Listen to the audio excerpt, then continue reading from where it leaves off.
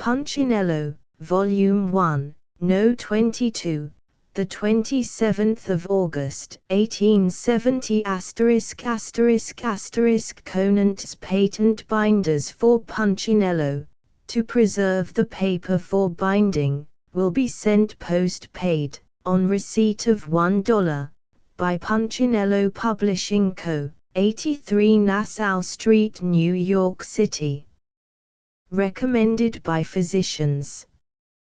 The best salve in use for all disorders of the skin, for cuts, burns, wounds, and used in hospitals. Sold by all druggists. Price 25 cents. John F. Henry, sole proprietor, No. 8 College Place, New York. Harrison Bradford & Co.'s Steel Pens. These pens are of a finer quality, more durable, and cheaper than any other pen in the market. Special attention is called to the following grades, as being better suited for business purposes than any pen manufactured. The 50522 and the anti-corrosive. We recommend for bank and office use. D. Appleton & Co., sole agents for United States. Punchinello Volume 1. Number 22. Saturday, the 27th of August, 1870. Published by the Punchinello Publishing Company, 83 Nassau Street, New York. The Mystery of Mr. E. Drood, by Orpheus C. Kerr, continued in this number. See 15th page for extra premiums. $47,000 reward. Proclamation. The murder of Mr. Benjamin Nathan. The widow having determined to increase the rewards heretofore offered by me, in my proclamation of the 29th of July, and no result having yet been obtained, and suggestions having been made that the rewards were not sufficiently distributive or specific, the offers in the previous proclamation are hereby superseded by the following. A reward of $30,000 will be paid for the arrest and conviction of the murderer of Benjamin Nathan, who was killed in his house, number 12 West 23rd Street, New York. On the morning of Friday, the 29th of July. A reward of $1,000 will be paid for the identification and recovery of each and every one of the 3 diamond shirt studs which were taken from the clothing of the deceased on the night of the murder. 2 of the diamonds weighed, together, 1.5, and 1/3, and 1/16 carats, and the other, a flat stone, showing nearly a surface of 1 carat, weighed 3/4 and 1/32. All 3 were mounted in skeleton settings, with spiral screws, but the color of the gold setting of the flat diamond was not so dark as the other 2. A reward of $1,500 will be paid for the identification and recovery of one of the watches, being the gold anchor hunting case stem winding watch, number 6657, 19 lines, or about 2 inches in diameter, made by E.D. Perigord, or for the chain and seals thereto attached. The chain is very massive, with square links, and carries a pendant chain with 2 seals, one of them having the monogram B.N, cut thereon. A reward of $300 will be given for information leading to the identification and recovery of an old-fashioned open-faced gold watch, with gold dial, showing rays diverging from the center, and with raised figures, believed to have been made by Tobias, and which was taken at the same time as the above articles. A reward of $300 will be given for the recovery of a gold medal of about the size of a silver dollar, and which bears an inscription of presentation not precisely known, but believed to be either to Samson Simpson, president of the Jews' Hospital, or to Benjamin Nathan, president of the Jews' Hospital. A reward of $100 will be given for full and complete detailed information descriptive of this medal, which may be useful in securing its recovery. A reward of $1,000 will be given for information leading to the identification of the instrument used in committing the murder, which is known as a dog or clamp, and is a piece of wrought iron about 16 inches long, turned up for about an inch at each end, and sharp, such as is used by ship carpenters, or post trimmers, ladder makers, pump makers, sawyers, or by iron molders to clamp their flasks. A reward of $800 will be given to the man who, on the morning of the murder, was seen to ascend the steps and pick up a piece of paper lying there, and then walk away with it, if he will come forward and produce it. Any information bearing upon the case may be sent to the Mayor, John Jordan, Superintendent of Police City of New York, or to James J. Kelso, Chief Detective Officer, Oakey Hall, Mayor. The foregoing rewards are offered by the request of, and are guaranteed by me. Signed, Emily G. Nathan, widow of B. Nathan. The following reward has also been offered by the New York Stock Exchange, $10,000. The New York Stock Exchange offers a reward of $10,000 for the arrest and conviction of the murderer or murderers of Benjamin Nathan, late a member of said exchange, who was killed on the night of the 28th of July, 1870, at his house in 23rd Street, New York City. J. L. Brownell, Vice Chairman, Governor Commander D.C. Hayes, Treasurer. B. O. White, Secretary. Mayor's Office, New York, the 5th of August, 1870. To news dealers. Punchinello's Monthly. The weekly numbers for July, bound in a handsome cover, is now ready. Price, 50 cents. The trade supplied by the American News Company, who are now prepared to receive orders. First and Avril steam, lithograph, and letterpress printers, embossers, engravers, and label manufacturers. Sketches and estimates furnished upon application. 23 Platt Street and 20 to 22 Gold Street, New York.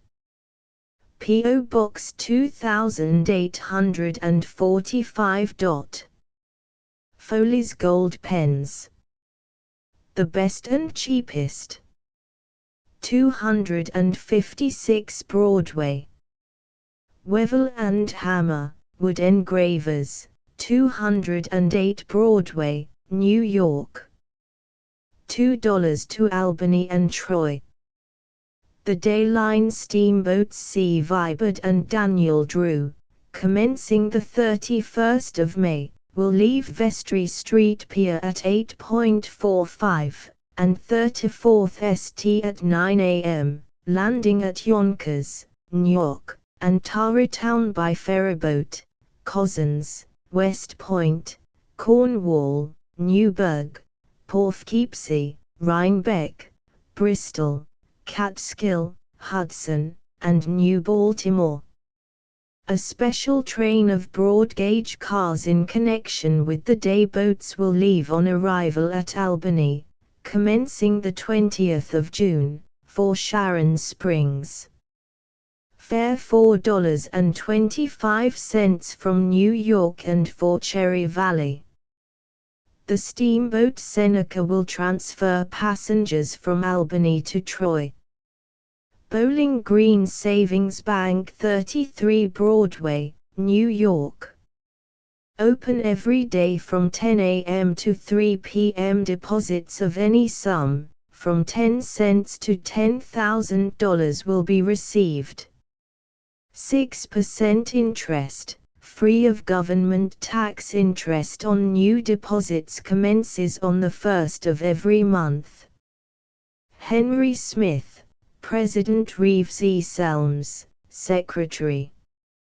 Walter Roche, Edward Hogan, Vice Presidents. Established 1866. J.A.S.R. Nichols, M.D.W.M. J. Rolfe. A.M. Editors, Boston Journal of Chemistry.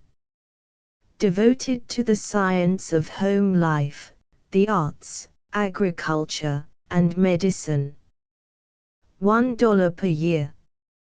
Journal and Punchinello, without premium. $4 send for specimen copy address, Journal of Chemistry, 150 Congress Street, Boston.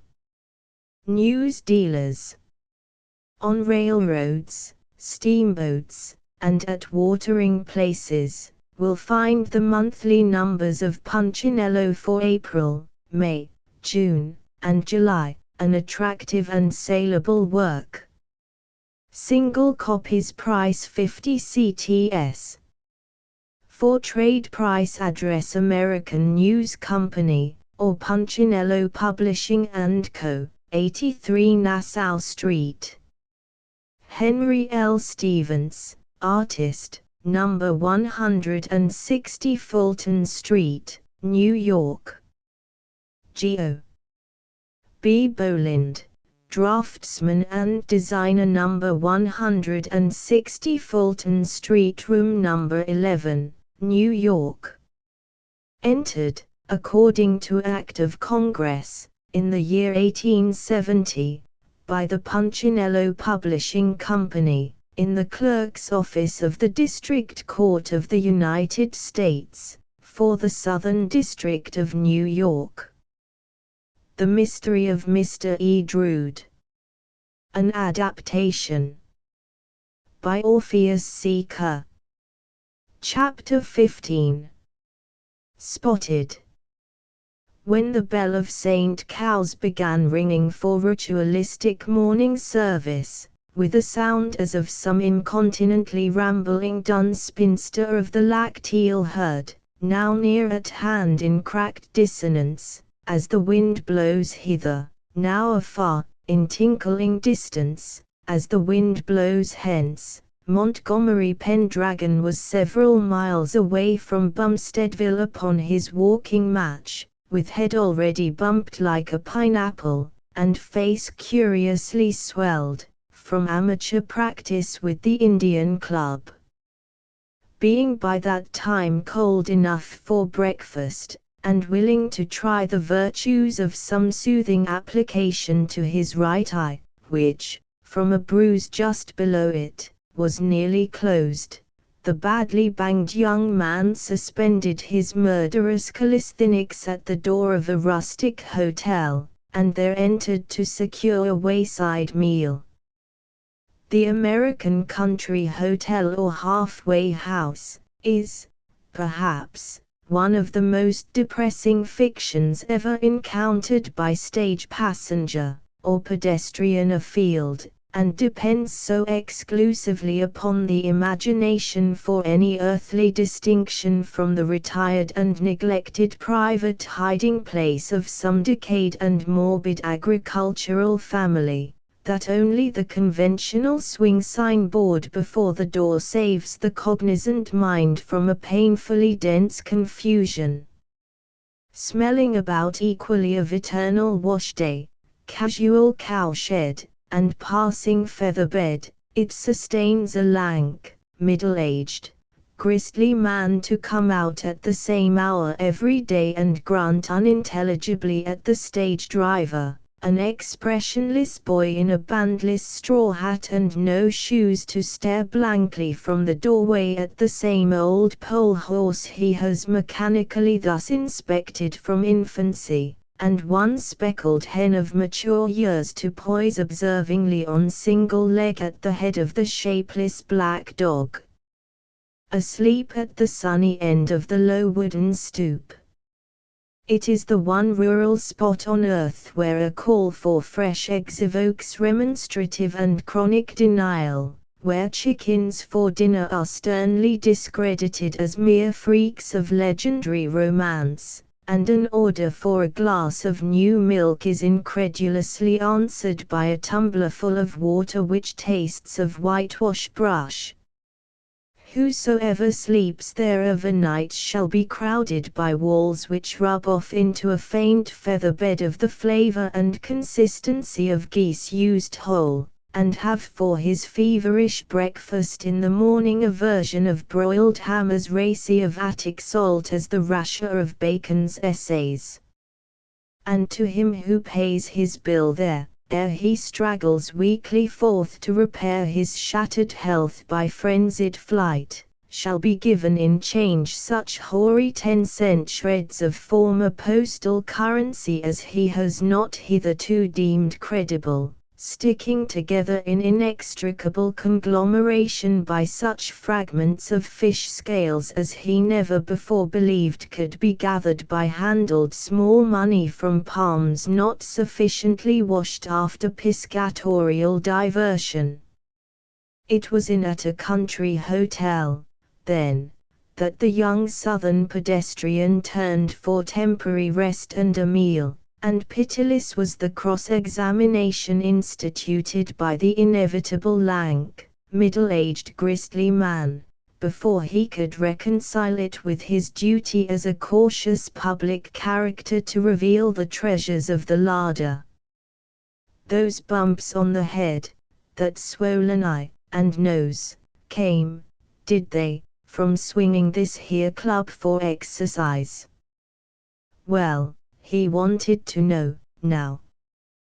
People generally used 2 of the clubs at once, did they, but one was enough for a beginner.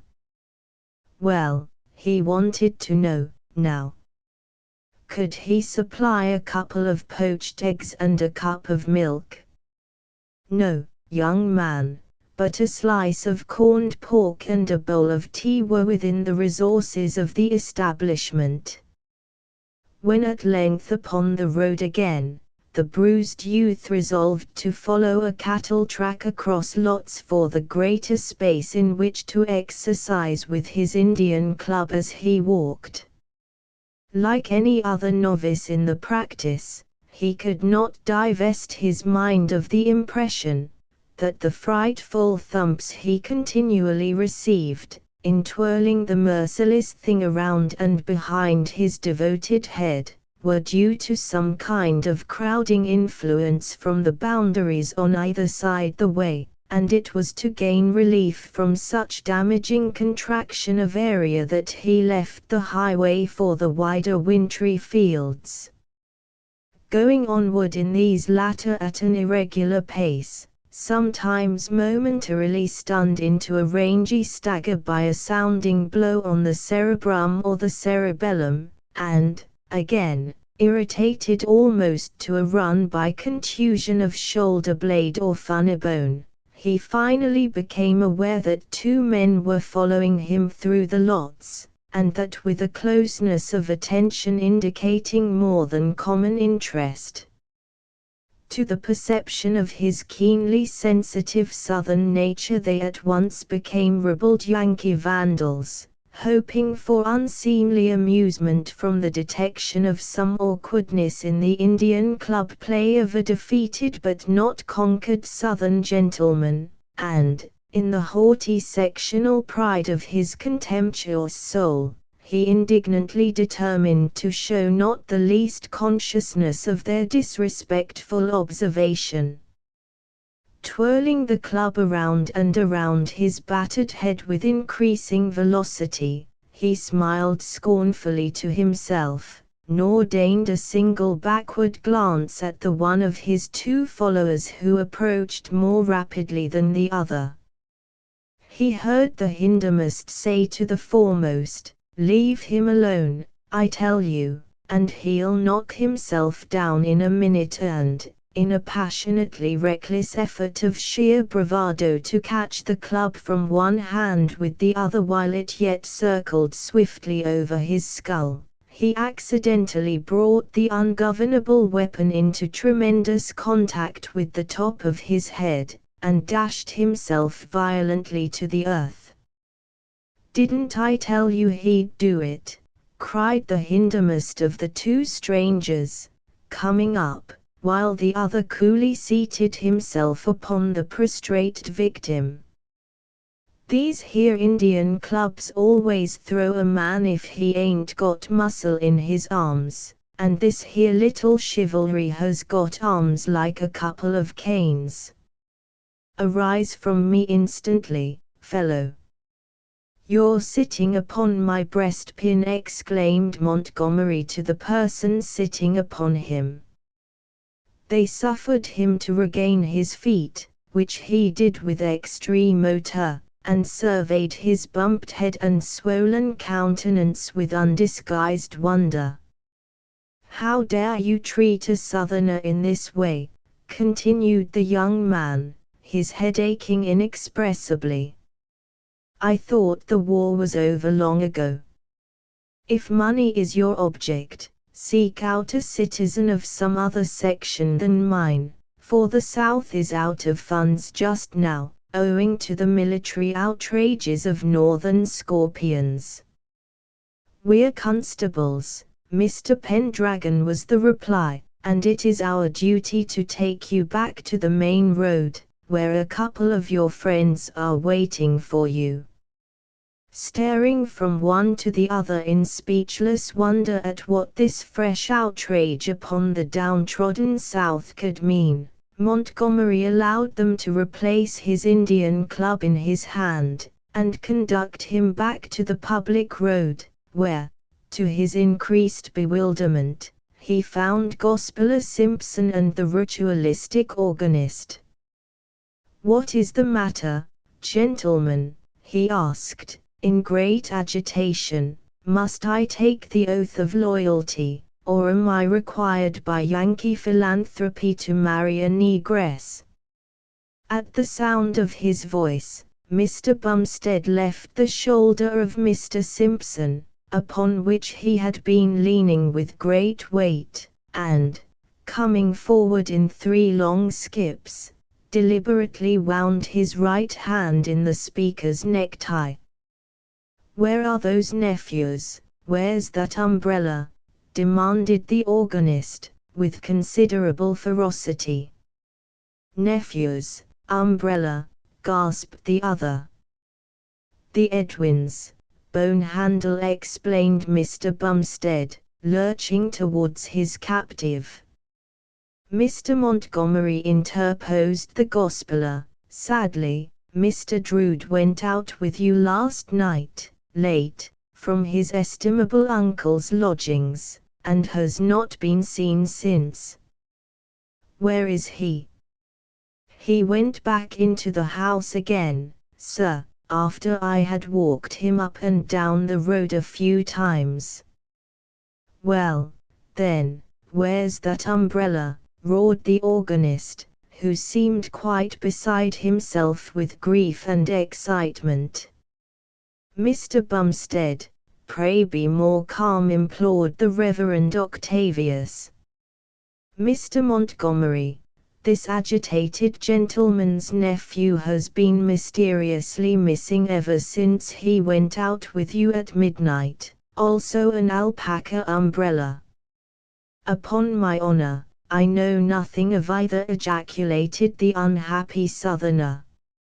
Mr. Bumstead, still holding him by the necktie, cast a fiery and unsettled glance around at nothing in particular, then ground his teeth audibly, and scowled. "My boy's missing," he said, hissingly. "Why, understand, he's missing. I must insist upon searching the prisoner." In the presence of Gospeller and constables, and loftily regardless alike of their startled wonder and the young man's protests, the maddened uncle of the lost Drood deliberately examined all the captive's pockets in succession. In one of them was a penknife, which, after thoughtfully trying it upon his pink nails, he abstractedly placed in his own pocket. Searching next the overwhelmed Southerner's traveling satchel, he found in it an apple, which he first eyed with marked suspicion, and then bit largely into, as though half expecting to find in it some traces of his nephew. "I'll keep this suspicious fruit," he remarked, with a hollow laugh, and, bearing unreservedly upon the nearer arm of the hapless Montgomery, and eating audibly as he surged onward, he started on the return march for Bumsteadville. Not a word more was spoken until, after a cool Christmas stroll of about 8¼ miles, the whole party stood before Judge Sweeney in the house of the latter. There, when the story had been sorrowfully repeated by the Gospeller, Mr. Bumstead exhibited the core of the apple, and tickled the magistrate almost into hysterics by whispering very closely in his ear, that it was a core curiously similar to that of the last apple eaten by his nephew, and, having been found in an apple from the prisoner's satchel, might be useful in evidence. Judge Sweeney wished to know if Mr. Pendragon had any political relations, or could influence any votes. And, upon being answered in the negative, eyed the young man sternly, and said that appearances were decidedly against him. He could not exactly commit him to jail without accusation, although the apple core and his political unimportance subjected him to grave suspicion, but he should hold the Gospeller responsible for the youth's appearance at any time when his presence should be required. Mr. Bumstead, whose eyes were becoming very glassy, then suggested that a handbill should be at once printed and circulated, to the effect that there had been lost, or stolen, 2 black alpaca nephews, about 5 feet 8 inches high, with a bone handle, light eyes and hair, and whalebone ribs, and that if the said Edwin would return, with a brass ferrule slightly worn, the finder should receive earnest thanks, and be seen safely to his home by J. Bumstead. Mr. Gospeller Simpson and Judge Sweeney agreed that a handbill should be issued, but thought it might confuse the public mind if the missing nephew and the lost umbrella were not kept separate.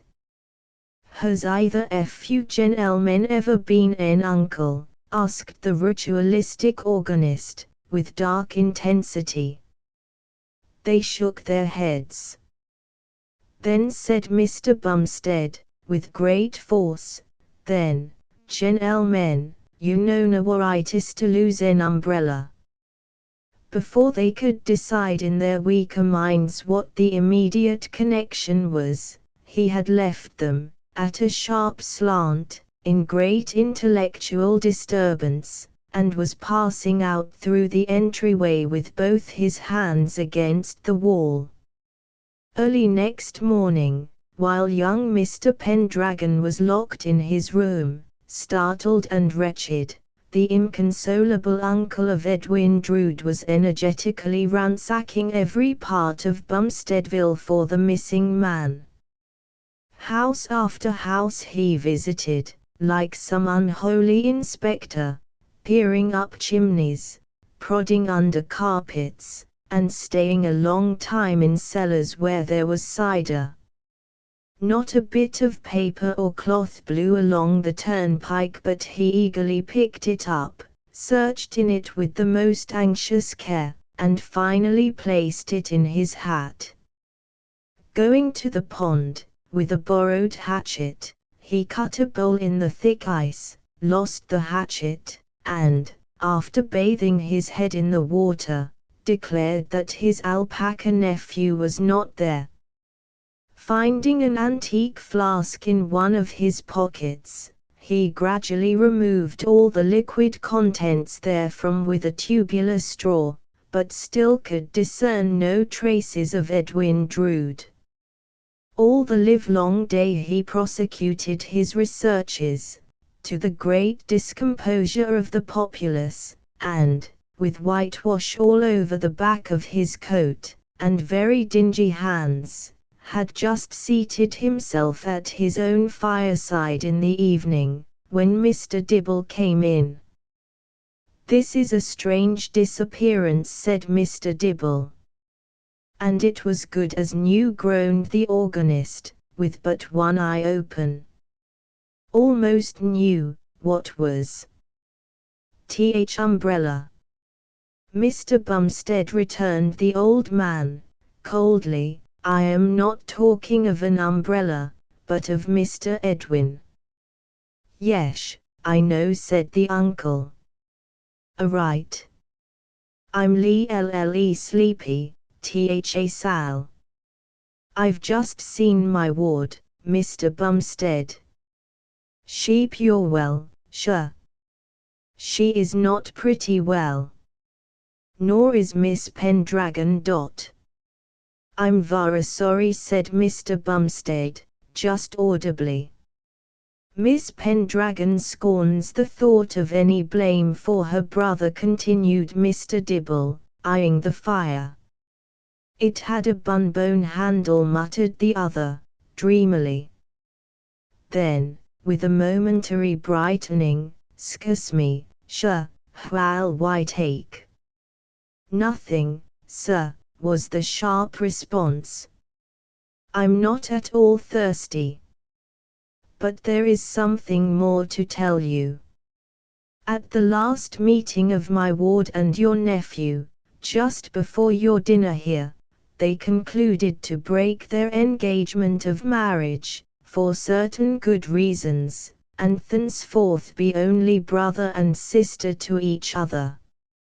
Starting forward in his chair, with partially opened eyes, the whitewashed and dingy Mr. Bumstead managed to get off his hat, covering himself with a bandana handkerchief and innumerable old pieces of paper and cloth. As he did so, from head to foot, made a feeble effort to throw it at the aged lawyer, and then, chair and all, tumbled forward with a crash to the rug, where he lay in a refreshing sleep.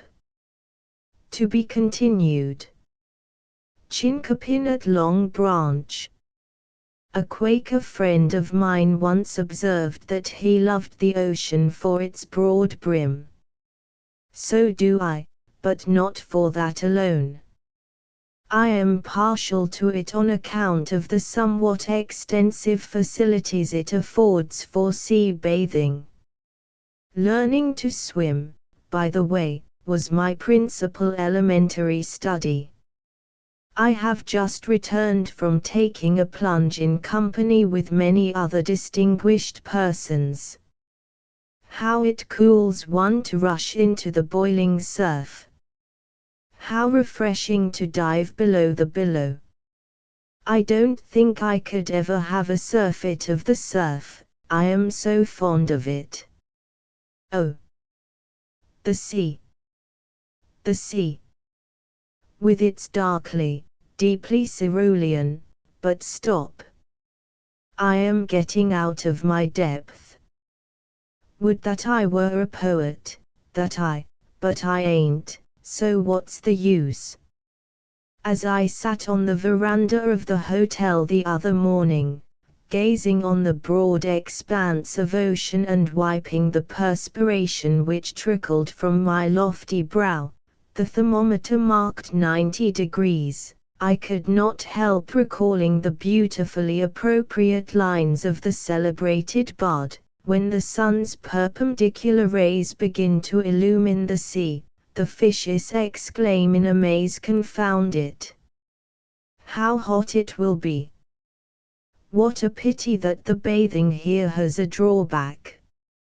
I refer, of course, to the undertow, which has caused some untoward accidents. Those who have experienced it say it is impossible to keep your feet when caught by the undertow. Presence of mind is indispensable in such a case, but, unfortunately, timid swimmers are too apt to lose their heads as well as their feet.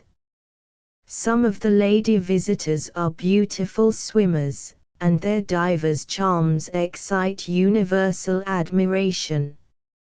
Many of these fair amphitrites are so constantly in or on the water that it would hardly be a fib to call them amphibious.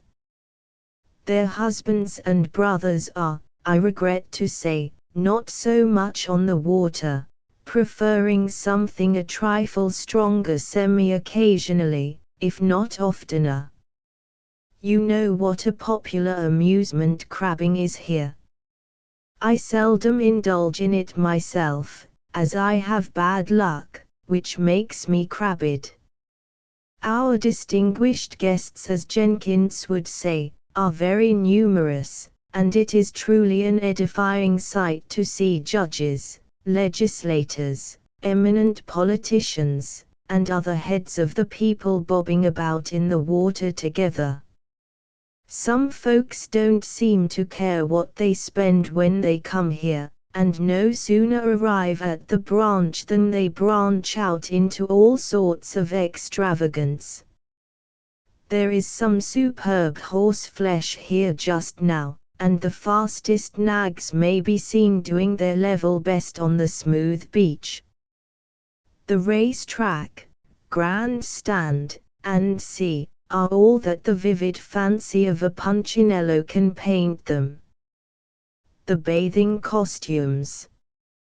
Who can do justice to them and their lovely wearers? Some time ago, as I am informed, a lady made her appearance on the beach as an ride. Did you ne'er read of the rides, Mr. Punchinello?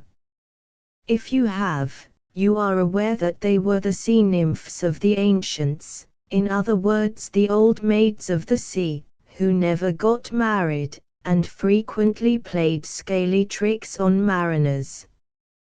The ride referred to was arrayed in pea green and spangles, with green tresses, which is very well known to be the correct costume of a mermaid of antiquity, copied from the latest Paris fashions. This sprightly lady was, however, unprovided with a tail, which was unmermaidenlike in the extreme. You know how brilliant the hops are, so I will skip them. One thing, however, is worth noting. At some of the hotels they have a spread on the carpet before the dancing begins, as well as a supper afterwards. The excellent music of the hotel bands is instrumental in drawing crowds of listeners to the ballrooms. Some Chinese jugglers gave an entertainment here the other evening, but I didn't go, not being in the juggler vein. Yours reverentially, Chinkapin. Prussic acid. 50 Dousand Fenians armed mid-repeaters for France. Let 'em go. Bismarck will make dem not cum pack to repeat in disgundary no more. The Poems of the Cradle. Canto 4. Little Jack Horner sat in a corner. Eating a Christmas pie, he put in his thumb and pulled out a plum, and said, what a brave boy am I. In Canto I have shown the varied emotions which seized the tender soul of old Mother Hubbard's dog.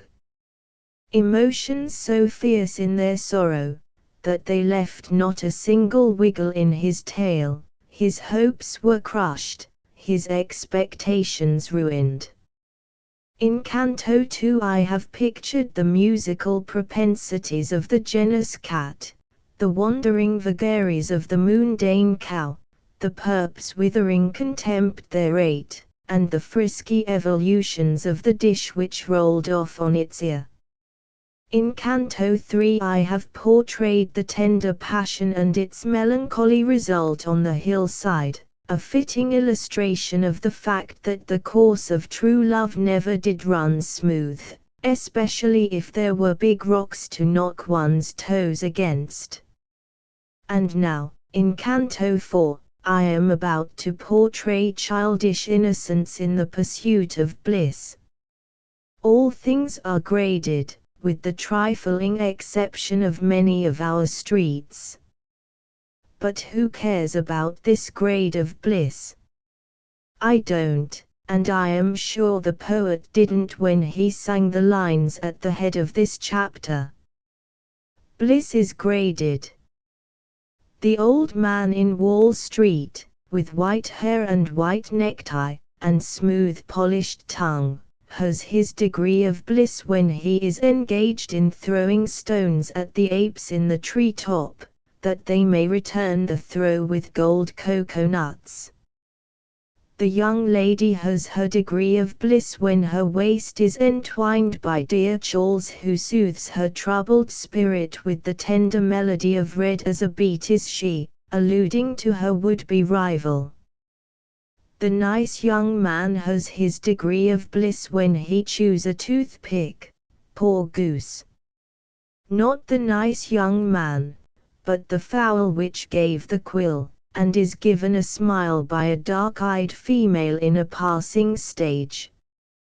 And infantdom has, but our poet beautifully illustrates this in the stanzas we have quoted. Little Jack Horner, says he, with the easy grace of one perfectly familiar with the subject he is to treat, neither frightened at its immensity, nor putting himself in the way of a dilemma by stopping to examine details. Little Jack was the poet's pet because he was the afflicted one of the household, and poets know full well how to sympathize with affliction.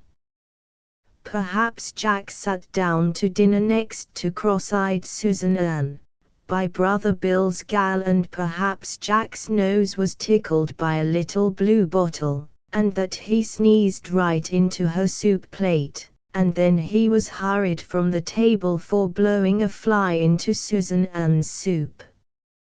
He would lose his dinner.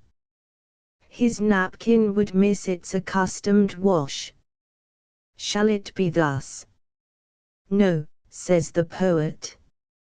Dry your tears, little Jack, go to the well-stocked pantry, my boy, and get something to eat.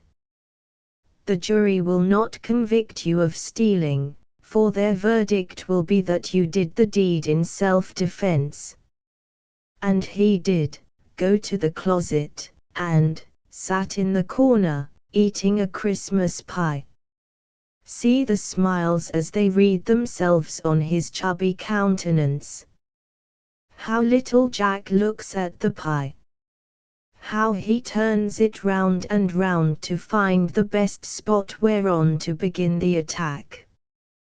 How he smacks his lips, and thinks how nice it would be if he could wish to give Susan Ann a taste. But he can't.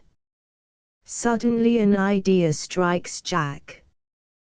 He has heard Uncle Tom talk of a big war between France and Prussia, and all about the soldiers and the cannon, and the big noises. Little Jack will make war on the pie. He will be France, the pie will be Prussia. He sets it squarely before him on the floor, rolls up his sleeves, maybe, his eyes sparkle with determination. He finds the most vulnerable spot in the crust. He makes one bold dive with his thumb. It goes down, down, down, crushing everything before it. It feels something. Renewed vigor flows through Jack's veins, and gives him new strength for the attack. Victory crowns him, and, in the words of the poet, he pulled out a plum, and said, "What a brave boy am I." Now he is happy. He has realized his fondest hopes. The blue bottle has no tickle for him now. He was France and he has licked Prussia. There is nothing left but the plate, and his teeth are not hard enough for that. Hooray for the Emperor! The ardor with which our Milesian element embraces the cause of France furnishes a puzzle for many thoughtful minds, and yet its solution is simple. In planning a passage of the Rhine, Louis Napoleon proposes to bridge it. That's all. A Roland for his Oliver. Oliver Dyer, of the Sun, is the original dire necessity that knows no law. Our portfolio. And now comes to light another divorce case in Chicago. Mrs. Hugg sues Mr. Hugg for a decree vinculo matrimoniae. If there is anything in a name, no one will gainsay the observation that if hugging has lost its charm, Mrs. Hugg is the last person to make a fuss about it. She took her hug with a full knowledge of the circumstances, and it is contrary to public policy and good morals that her plea of hugged out should enable her to obtain the remedy which she seeks. In France they do not wait for the completion of the years of adolescence to dub a scion of the royal family with the title of man. The Prince Imperial, prior to his departure for the wars, was presented at court as the first gentleman of France. For a youth of 14 he is said to have gone through the trying ceremonies with great credit until directed by his mamma to dance with a venerable female of noble blood, just as he was about to lend a beautiful American miss through the mazes of a Scottish. The son of his father took one glance at the ancient dame, and one at the lovely creature beside him, and then set up a right royal blubber of disappointment.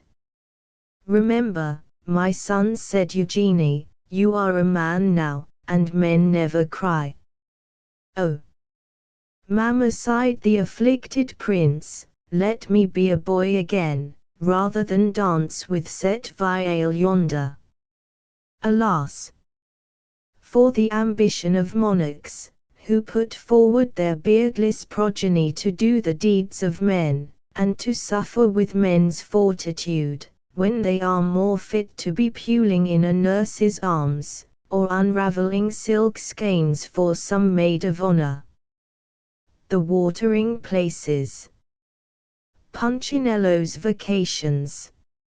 It was hot when Mr. Punchinello started for Niagara. So hot that no allusions to Fahrenheit would give an idea of the tremendous preponderance of caloric in the atmosphere. The trip was full of discomforts, and there was great danger, at one time, that the train would arrive at Niagara with a load of desiccated bodies. Of course the water all boiled away in the engine tanks, causing endless stoppages. And of course the hot sun, pouring directly upon the roof of the cars, caused the boards thereof to curl up and twist about in such fantastic fashion, that they afforded no protection whatever to the passengers, who were obliged to resort to sunshades and umbrellas, or get under the seats. Added to this were the facts that the ice water in the coolers scalded the mouth, the brass work on the seats blistered the hands, and the empty stoves, almost red-hot from their exposure to the sun, superheated the cars to a degree that was maddening. Added to these was the fact that the intense heat expanded the rails until they were several miles longer than usual, and thus the passengers suffered the tortures of the transit for an increased length of time. When, at last, Mr. P was conveyed, in a stifling hack, the fare had risen, under the unusual circumstances, about 110 degrees, to a stifling little room under the hot roof of an hotel exposed to the sun on every side, and had taken an extempore Russian bath while changing his linen, and had partaken of a hot dinner. He might have been excused for saying that he would like to cool off a little. Inquiring if there was any stream of water convenient, he was directed to the river Niagara, which runs hard by the hotel. Reaching the banks of the river, Mr. P was very much pleased by the prospect. There is a considerable depression in the bed of the stream at one point, and the water runs over the rocks quite rapidly, carrying with it such leaves, twigs, steamboats or other objects that may be floating upon its surface. Mr. P immediately perceived the advantages of this condition of things to a gentleman suffering from the heat, and procuring a boat, he rowed close to the foot of a cascade formed by the inclination in the bed of the river, and throwing out his anchor, reveled in the luxury of the cool spray and the refreshing sound of the rushing water. Does not this look cool? When sufficiently refreshed, Mr. P rowed to shore, feeling like another man. With the greatest confidence in its merits, he recommends his plan to those who may be suffering from the summer heat. After breakfast the next morning, Mr. P set out to see what he could see. He did not engage the services of any hackman or professional guide. He had heard of their extortions, and determined to submit to nothing of the kind. He intended relying entirely upon himself.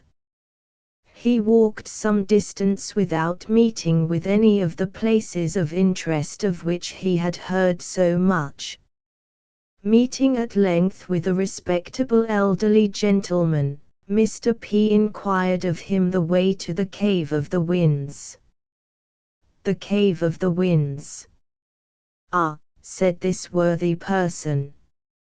You turn to your left here, sir, and then you keep on for about, half a mile, and you will, see a gate, Behind that is a man and the cave, Mr. P thanked him and was proceeding on his way, when the worthy citizen touched him on the arm, saying, $21, if you please, sir. 21 developments, cried Mr. P. Why, what do you mean? Information, sir, 50 cents a word, 42 words, $21. It must not be supposed that Mr. P submitted tamely to this outrage, but after a long dispute, it was agreed to refer the matter to the arbitration of 3 of the principal citizens. They promptly decided that the charge was just and must be paid, but, owing to Mr. P.'s earnest protestations, they agreed to throw out the R's as being of doubtful value as information. The sum thus saved to Mr. P exactly paid for drinks for the party. Mr. P now very sensibly concluded that it was about time to leave, if his editors, his printers, and the employees in his pun factory were to expect any pay that week, and so he set out for home in the evening, taking a short cut by the way of Montreal.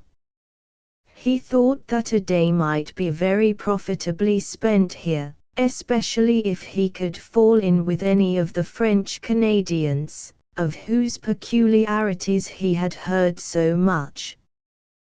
The study of human nature was always Mr. P.'s particular forte. On the morning of his arrival, Mr. P. met, in the dining room of the hotel, a gentleman who was unmistakably a Frenchman, and being in Canada, was probably Canadian. As they were sitting together at the table, Mr. P., having mentally rubbed up his knowledge of the French language, addressed his companion thus: "Avez-vous le chapeau de mon frère?" The gentleman thus politely addressed, bowed, smiled, and after a little hesitation answered, "Non, monsieur, mais j'ai le fromage de votre sœur." "ABN," said Mr. P., as he scratched his head for a moment. "Ôtez-vous vos souliers et vos bas." The other answered promptly, "J'en ôte ni les uns ni les autres." "Votre père," remarked Mr. P., "a-t-il la chandelle de votre oncle?" His companion remained silent for a minute or two, and then he said, "I forget the French of the answer to that, but I know the English of it. It is no, sir, but he has the apples of the ground of sugar of my mother-in-law." When Mr. P. discovered, after a little conversation in the vernacular, that his companion was a New York dry goods clerk, he gave up the study of the French-Canadian character and went on with his breakfast. When he went out into the streets to see the lions of the city, he was delighted to meet with some old friends. In company with them he visited the Government House, the Cathedral, the statue of Nelson, the Victoria Bridge, and everything else of interest in the place. But nothing was so delightful to him as the faces of these old friends, from whom he had been separated so long. When, at last, they left him, he returned sadly to New York. Idiotic items.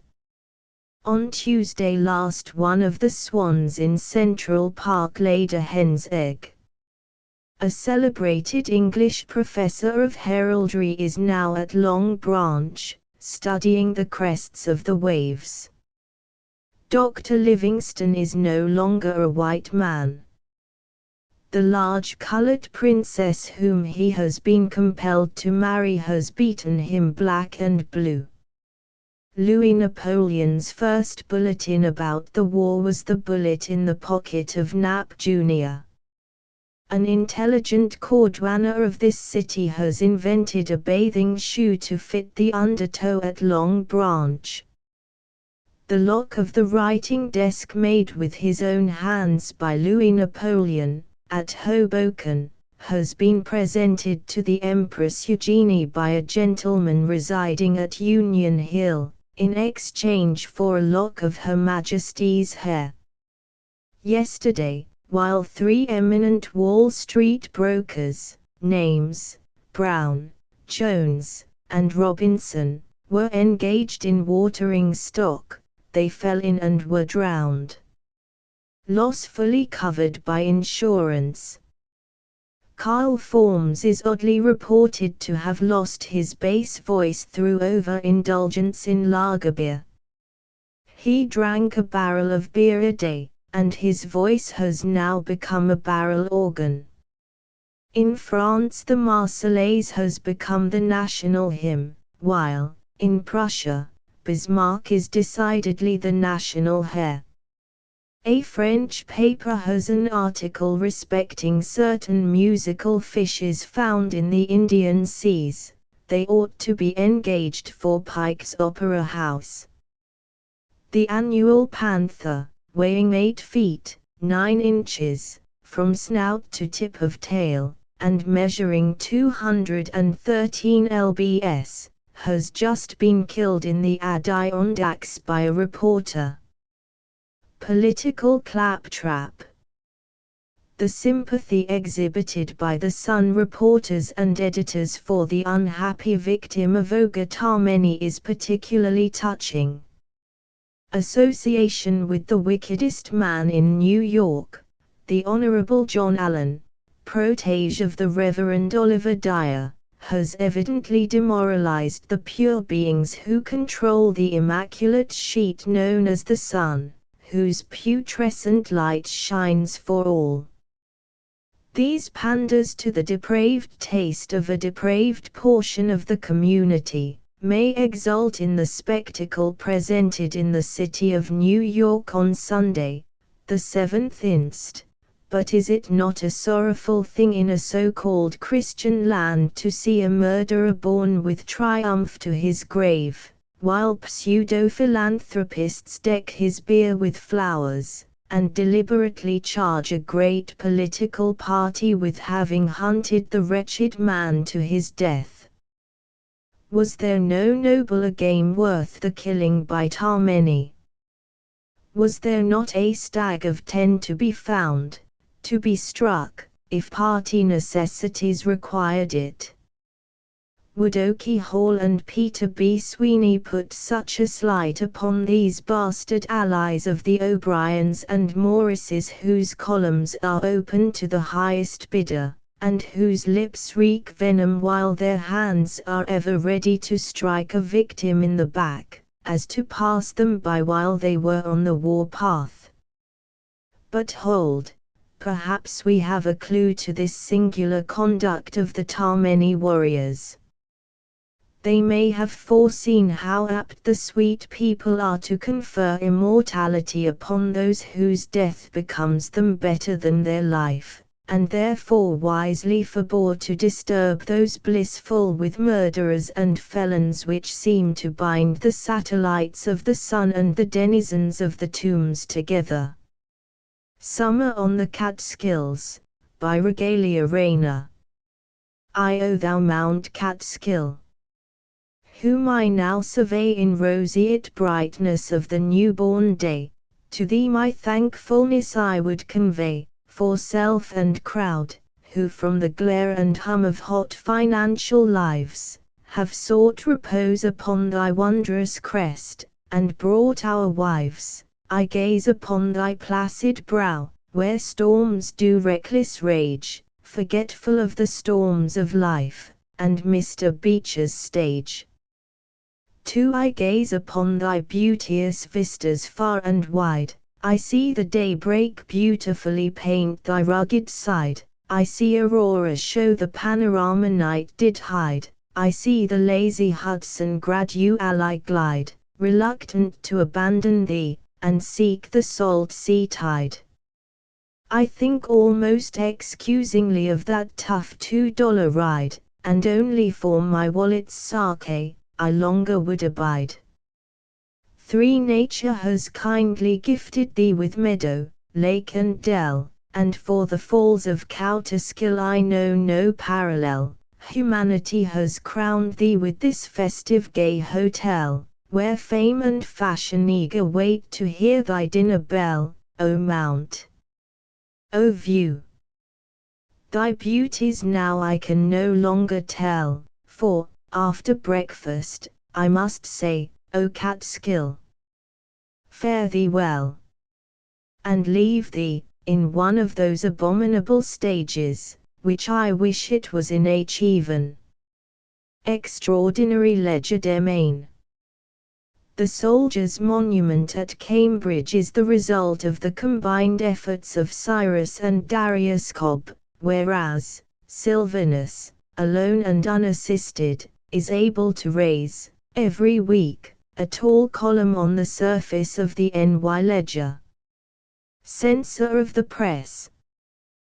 The unfortunate official who sought reliable information, the other day, respecting the age and immense property possessions of Punchinello, on comparing his notes subsequently, remarked to a friend that he felt as if he had temporarily lost his senses. Appropriate. Dana, of the Sun, is about to open an undertaker's establishment for the arrangement of murderers' obsequies. Motto: Pinking done here. The wrong mouth. A little 4th of July in Pittsburgh, going along with his mouth open, after the manner of boys, caught a firecracker therein, just as the cracker was going off. He had often had crackers in his mouth, but preceding ones had proved nourishing and non-explosive, whereas this cracker was quite the reverse. As a consequence, the boy has lost his voice, but, what is curious, certainly, is otherwise all sound. Were we certain that heaving a firecracker into an open mouth would always produce such a result, we should certainly hire someone to shut up the noisier of our public nuisances, such as G.F. Train, and several members of Congress. This could be easily done, as their mouths are always open, and usually are very large ones. We invite proposals from boys, relating to next season's operations. Theft extraordinary. A weekly journal gravely informs a correspondent that the line, "A thing of beauty is a joy forever," occurs in Tupper's proverbial philosophy. Shades of the poets. More than 50 years ago, John Keats commenced a poem called Endymion with that very line. To think that he should have gone and borrowed it from Tupper. Politicians plant seaweed. The latest melodramatic dodge of a played-out politician. Prompter Dana, of the Sun, gives the cue to a real skeleton. Conversion of the Sunday. It was said of Bishop Colenso that he undertook to convert a Zulu Kaffir, but the ZK converted him. Such a circumstance may be fallen upon without going so far as Africa to seek for it. John Allen, of Water Street, was, once upon a time, the Zulu Kaffir of Dana of the Sun and his fascinating satellite, Oliver Dyer. The ways of John Allen were very wicked when these pious missionaries threw themselves upon his trail, and tried to convert him. Perhaps the reformatory effort was well meant, but, alas! For the feebleness of all human arrangements, John Allen remains the reprobate he was, while he to his flock has brought Dana, the Sun Man, and Dyer, the satellite man, converts to the Alenian theory that money made from dirt is the only healthful stimulant to virtuous toil. And so it was that Dana the devout, and Dyer the saintly, went forth to convert the Zulu Kaffir of Water Street, and the ZF converted them. Ready for another heat. The horses of Phoebus. A royal game. The ex-Queen of Spain fears that Alfonso will be euchred.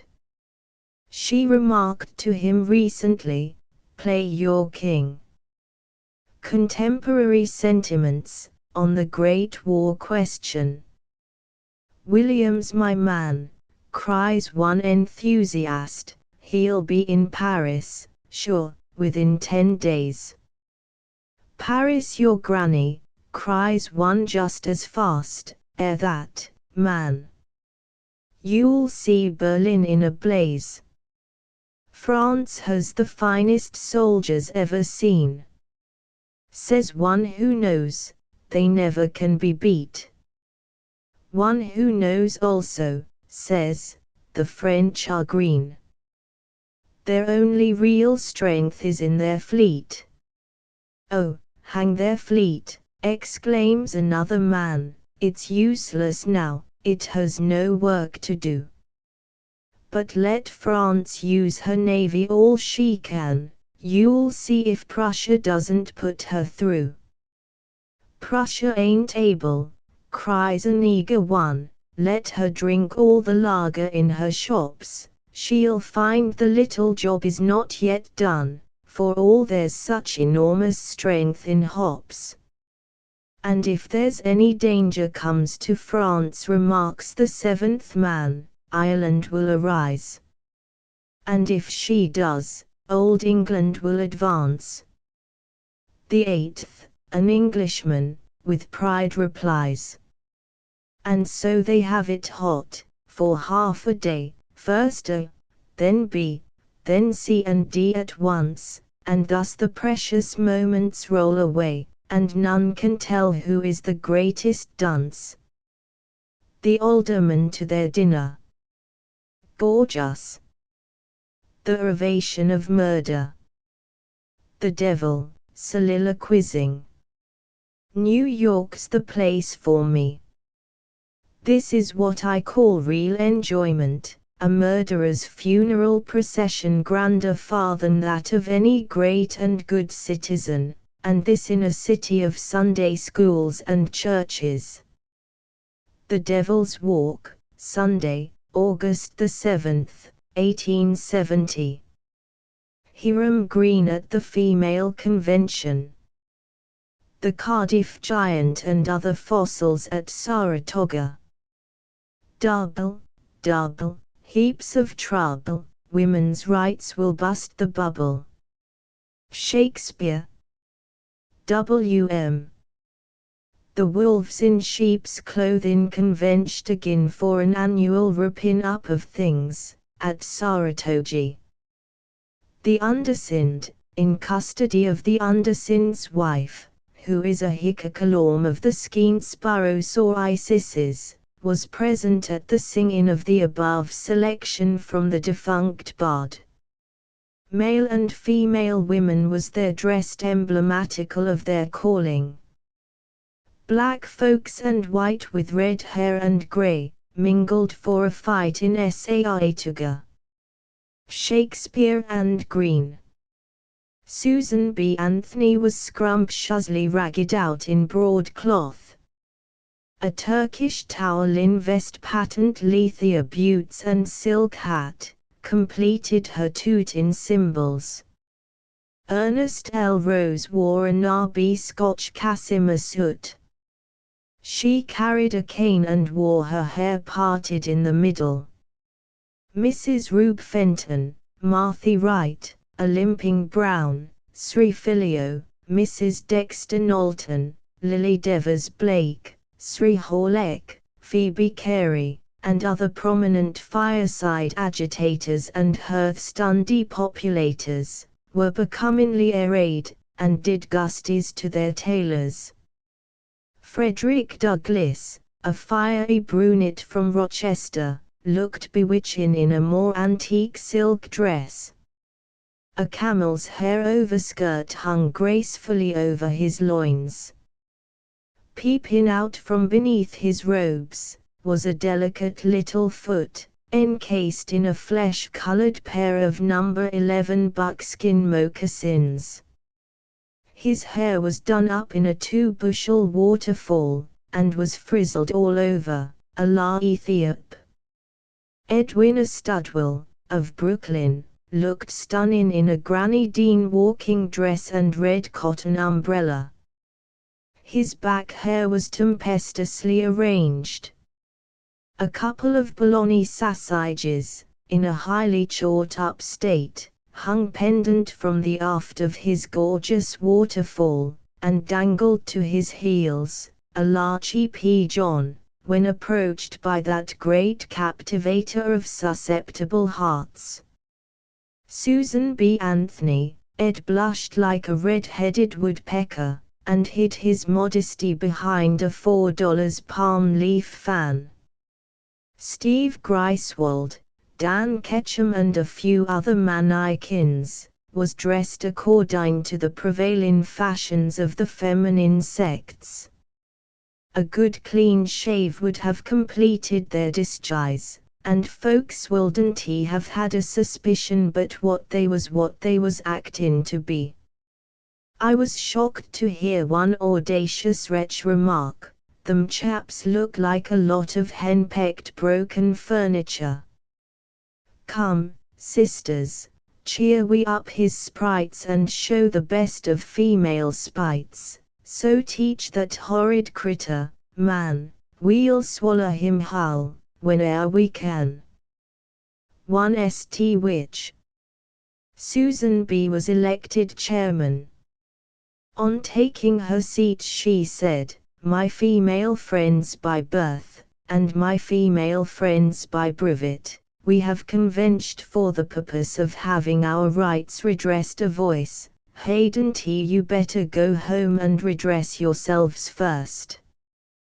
The whole convention was on to their feet in a second, while the chairman fell into her seat and regained her composure, by taking a good healthy pinch of Scotch snuff. Quiet being restored, a Mrs. Gage rose to her feet, and, removing a chew of tobacco from her mouth, read the following resolutions. Whereas, 2 national women's suffrage circus are industriously plying their vocation. Whereas, a effort is afoot to join 'em together under the same tent. Now be it resolved, we don't perceive it in them sunbeams. The New York State Suffrage Circus is able to paddle her own stonebutt. Bosting to the contrary not without standing up. Resolved finally, we is the original Jacobs, and if Bosting don't like the cut of our jib, let her lump it. Great applause. A strange-looking woman, who wore a swallowtail coat, read the following resolutions. Whereas, woman has a spear, it hain't he to cook victuals, darn stockings, tend baby and try to make her husband happy. Whereas, man is a brute, woman an angle. Man can vote, woman can't. Resolved, that as long as man won't give us the bullet, that after January 1871, every male brat that comes squawking into the world, be smothered the minute he is born.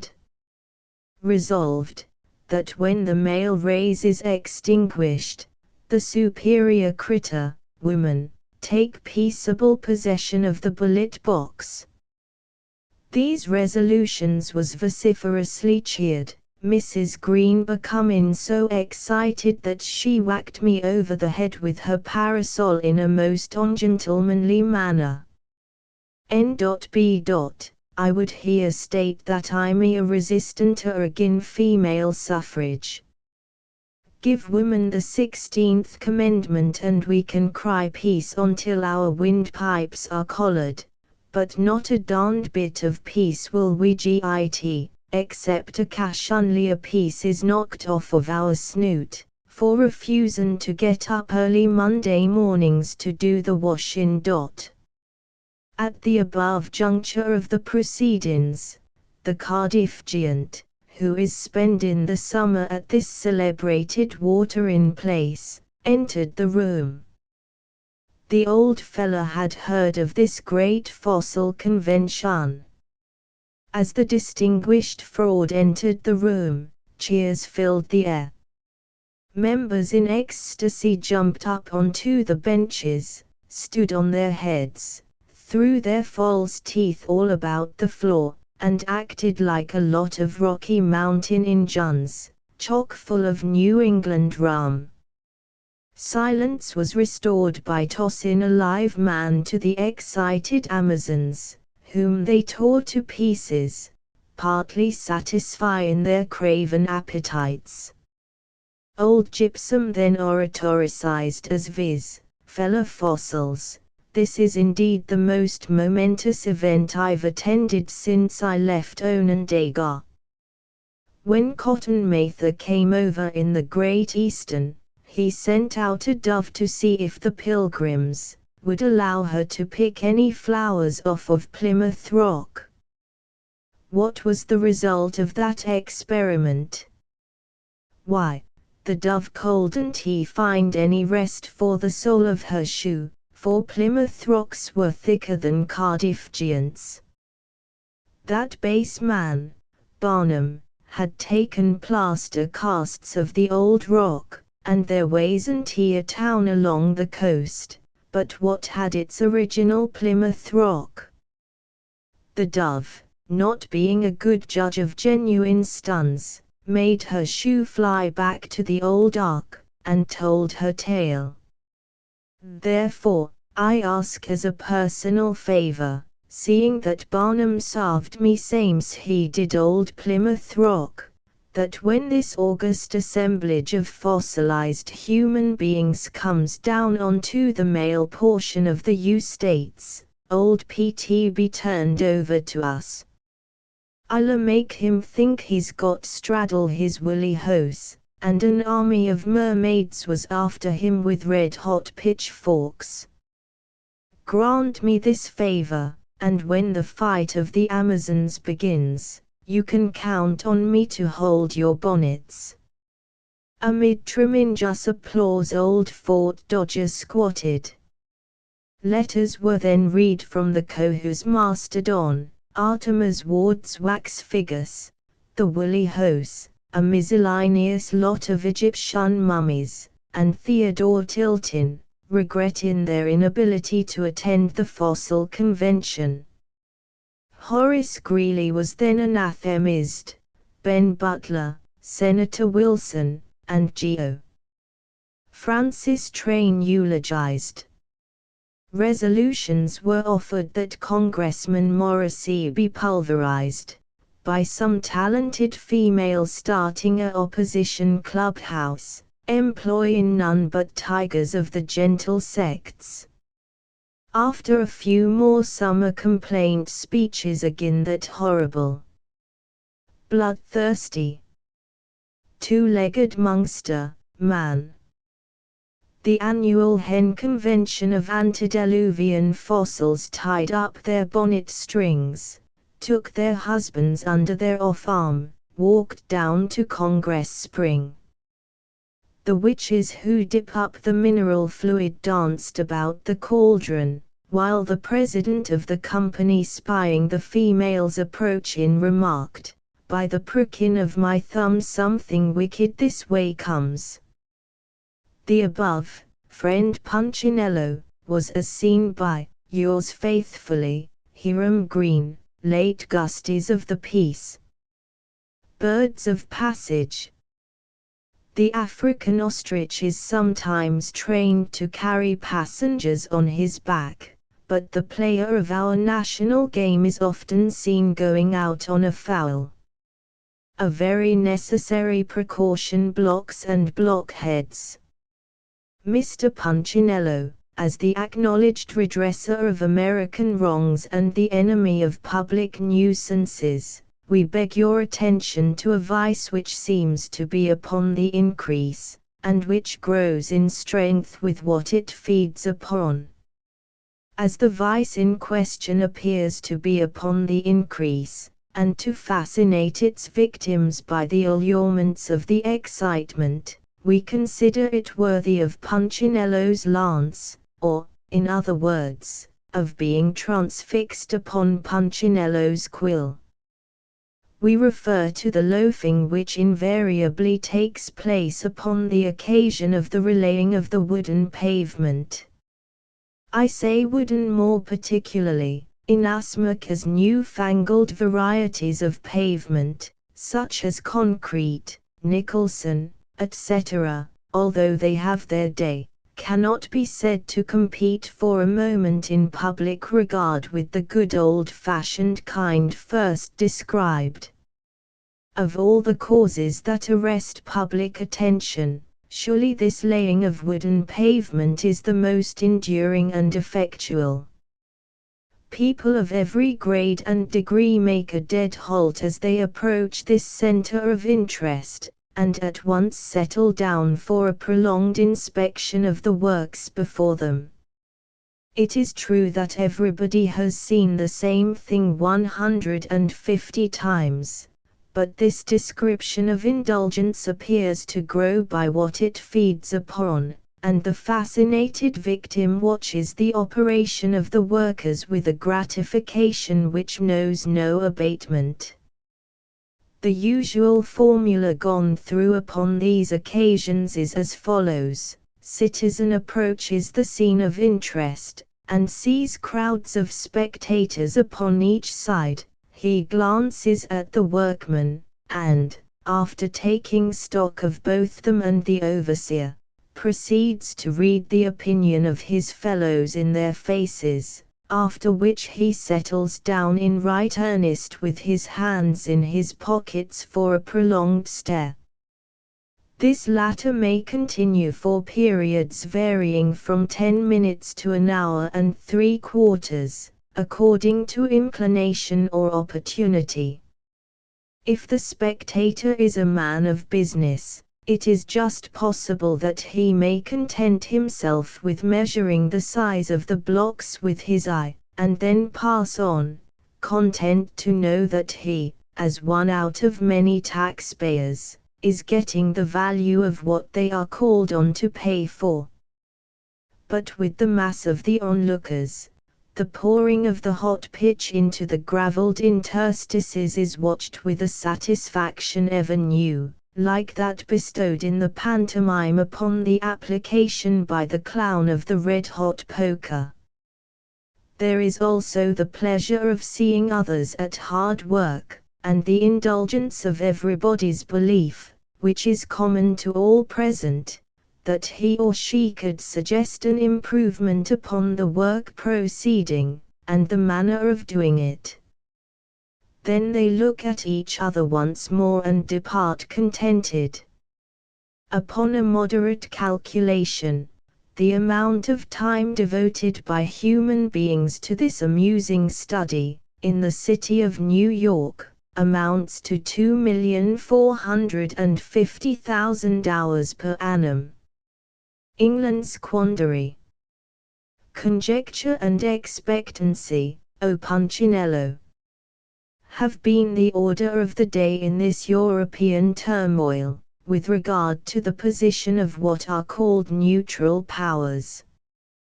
People have been looking at England with much curiosity to see what she really does intend.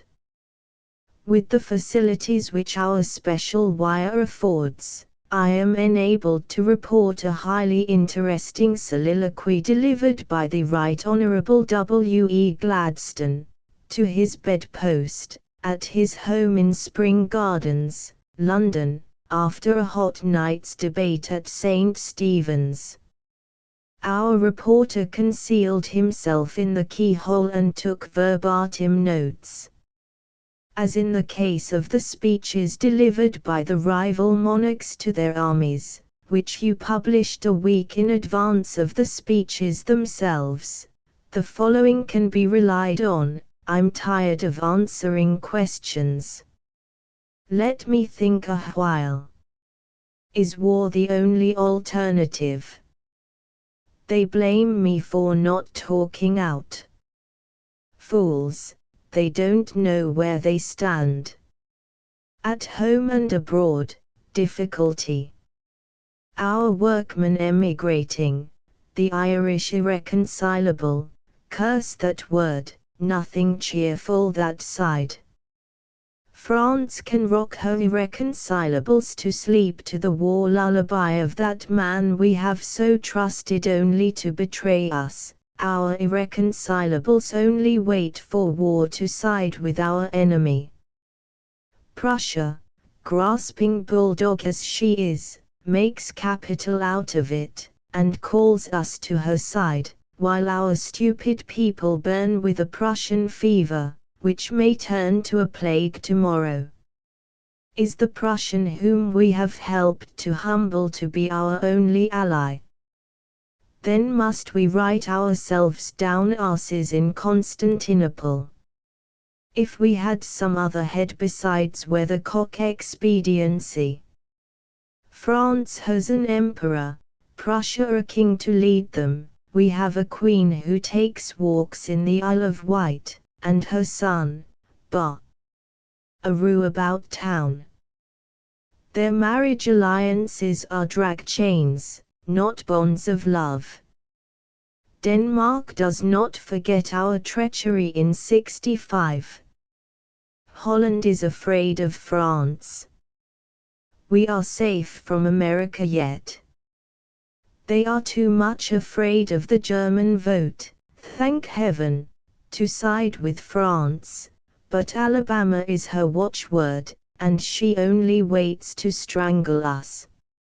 Lafayette and the Hessians are only memories, they have no votes. Ah! It was a mistake to sympathize with the South. Our statesmen, heaven save the mark, are our worst enemies. Disraeli, the Jew, doubles our difficulty by showing our weakness. He would play the part of Pitt without his brains or his chances. Then we led, now we are dragged at the tail. We may sign treaties, but we cannot write them. Bright would be friendly with both, Granville with neither, and thus each is offended. It is ridiculous, and the only course left is to bluster about Belgium. It must be the late dinner. There are all sorts of threatening shadows around, and but one light, that is a war flame. Let me sleep. Tomorrow the gaping thousands will ask a sign. It may come, but it shall be hoisted on the Rhine, and, helpless tide waiters, we cannot tell from which side it shall come. Ah! Uneasy sits the man on the ministerial bench, as Shakespeare would say today, for the crown that he spoke of is an ornament in the tower. Reporter magnetic Polish soldiers should choose the needle gun. The needle is always true to the pole. A capital hint for our stationary street musicians, if they want to make money. The leaven of Leavenworth. The Great West has long been famous for the loose, untrammeled freedom with which its inhabitants treat everything and everybody.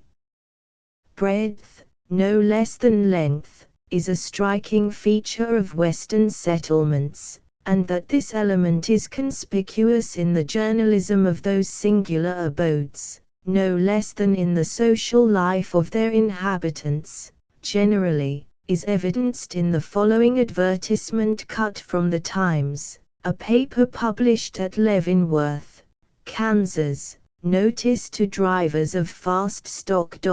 Hold your horses and do not drive so fast. All gay and festive cusses caught driving faster than ordinary gait in the city, will be brought before Judge Vaughan. For instance, the fine is $20. H. Robertson, City Marshal. The City Marshal of Leavenworth is clearly a pot companion of the first, whiskey and water. He declines to address his fellow citizens in the commonplace terms usually recognized in more prosaic communities. To adopt his own style of phraseology, Robertson is clearly a gay and festive cuss. He is a specimen brick from Kansas, and doubtless always carries one in his hat. The expression ordinary gait as applied to driving in Kansas, where everybody owns fast stock is rather equivocal in these quieter latitudes to be sure, but we may guess that, at Leavenworth, a man who rides or drives at a pace of 20 miles an hour, is liable, for instance, to a fine of $20, or just $1 per mile. Kansas may be a very nice place to live in, for some people, but we would hardly recommend Mr. Robert Borner to emigrate thither, and so risk the probability of being advertised as a gay and festive cuss. Ship ahoy!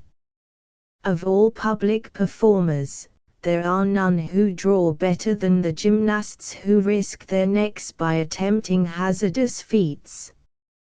The fool who attaches himself by the heels to the car of an ascending balloon is sure to have thousands of feeble-minded females waving handkerchiefs at him.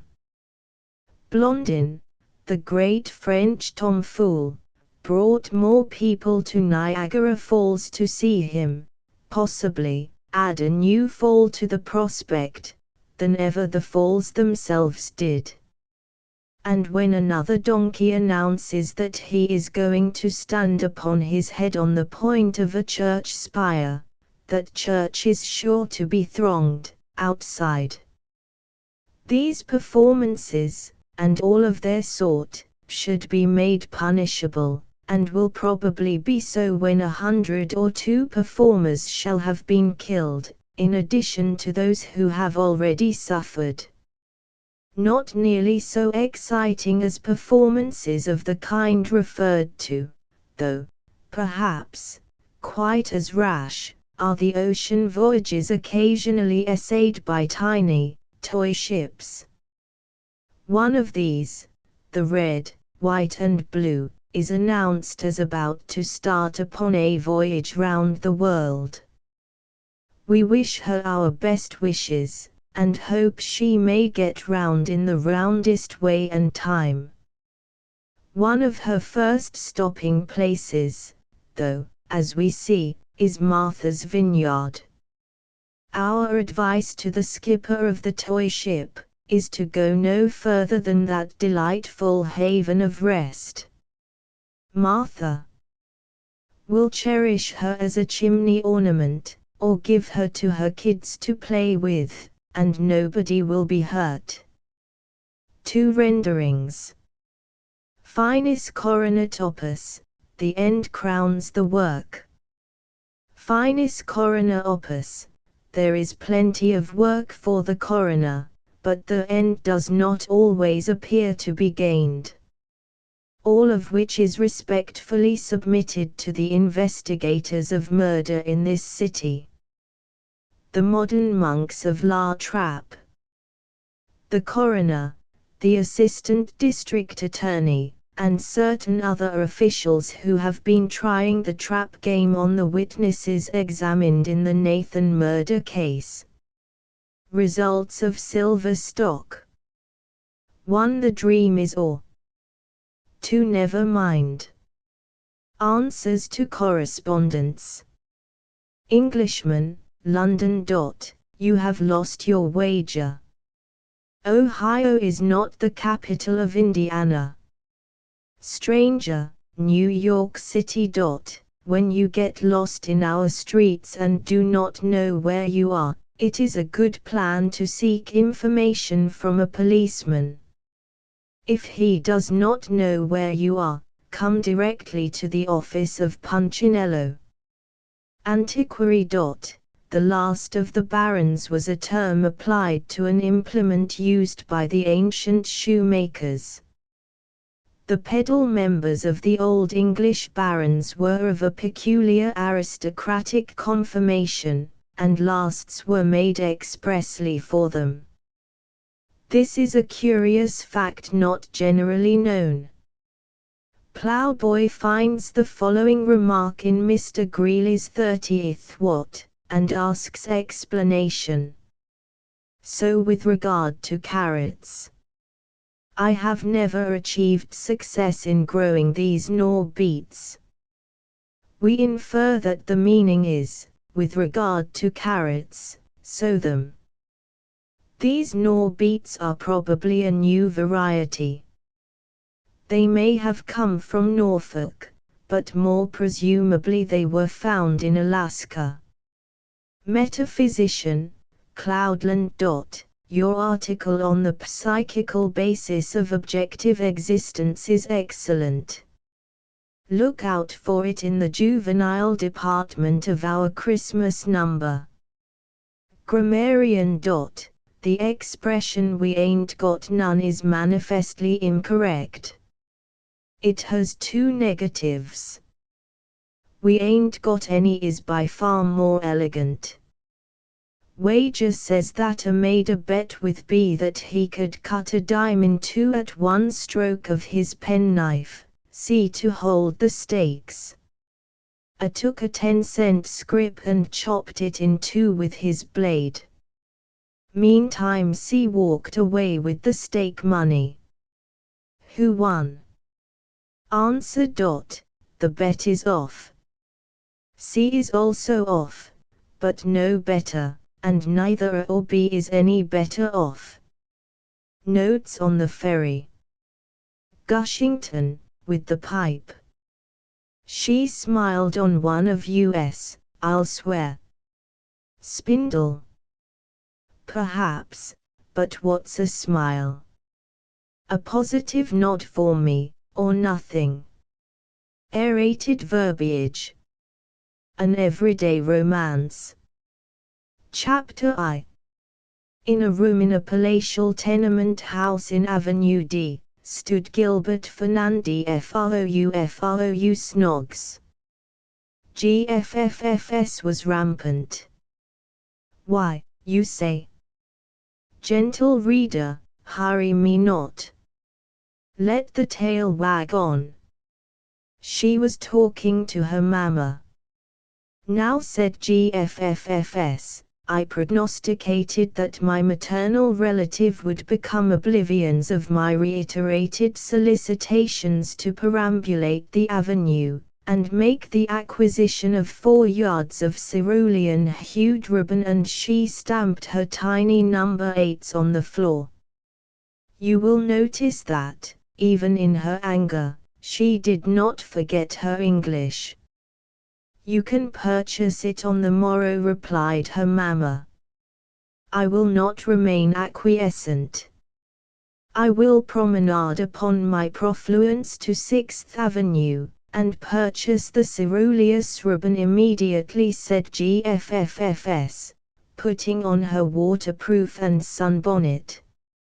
Her mother pointed to the paternal turnip, which hung over the mantel, and showed her that old Time was doing stunts at 10-1/2. But GFFFS was obstinate.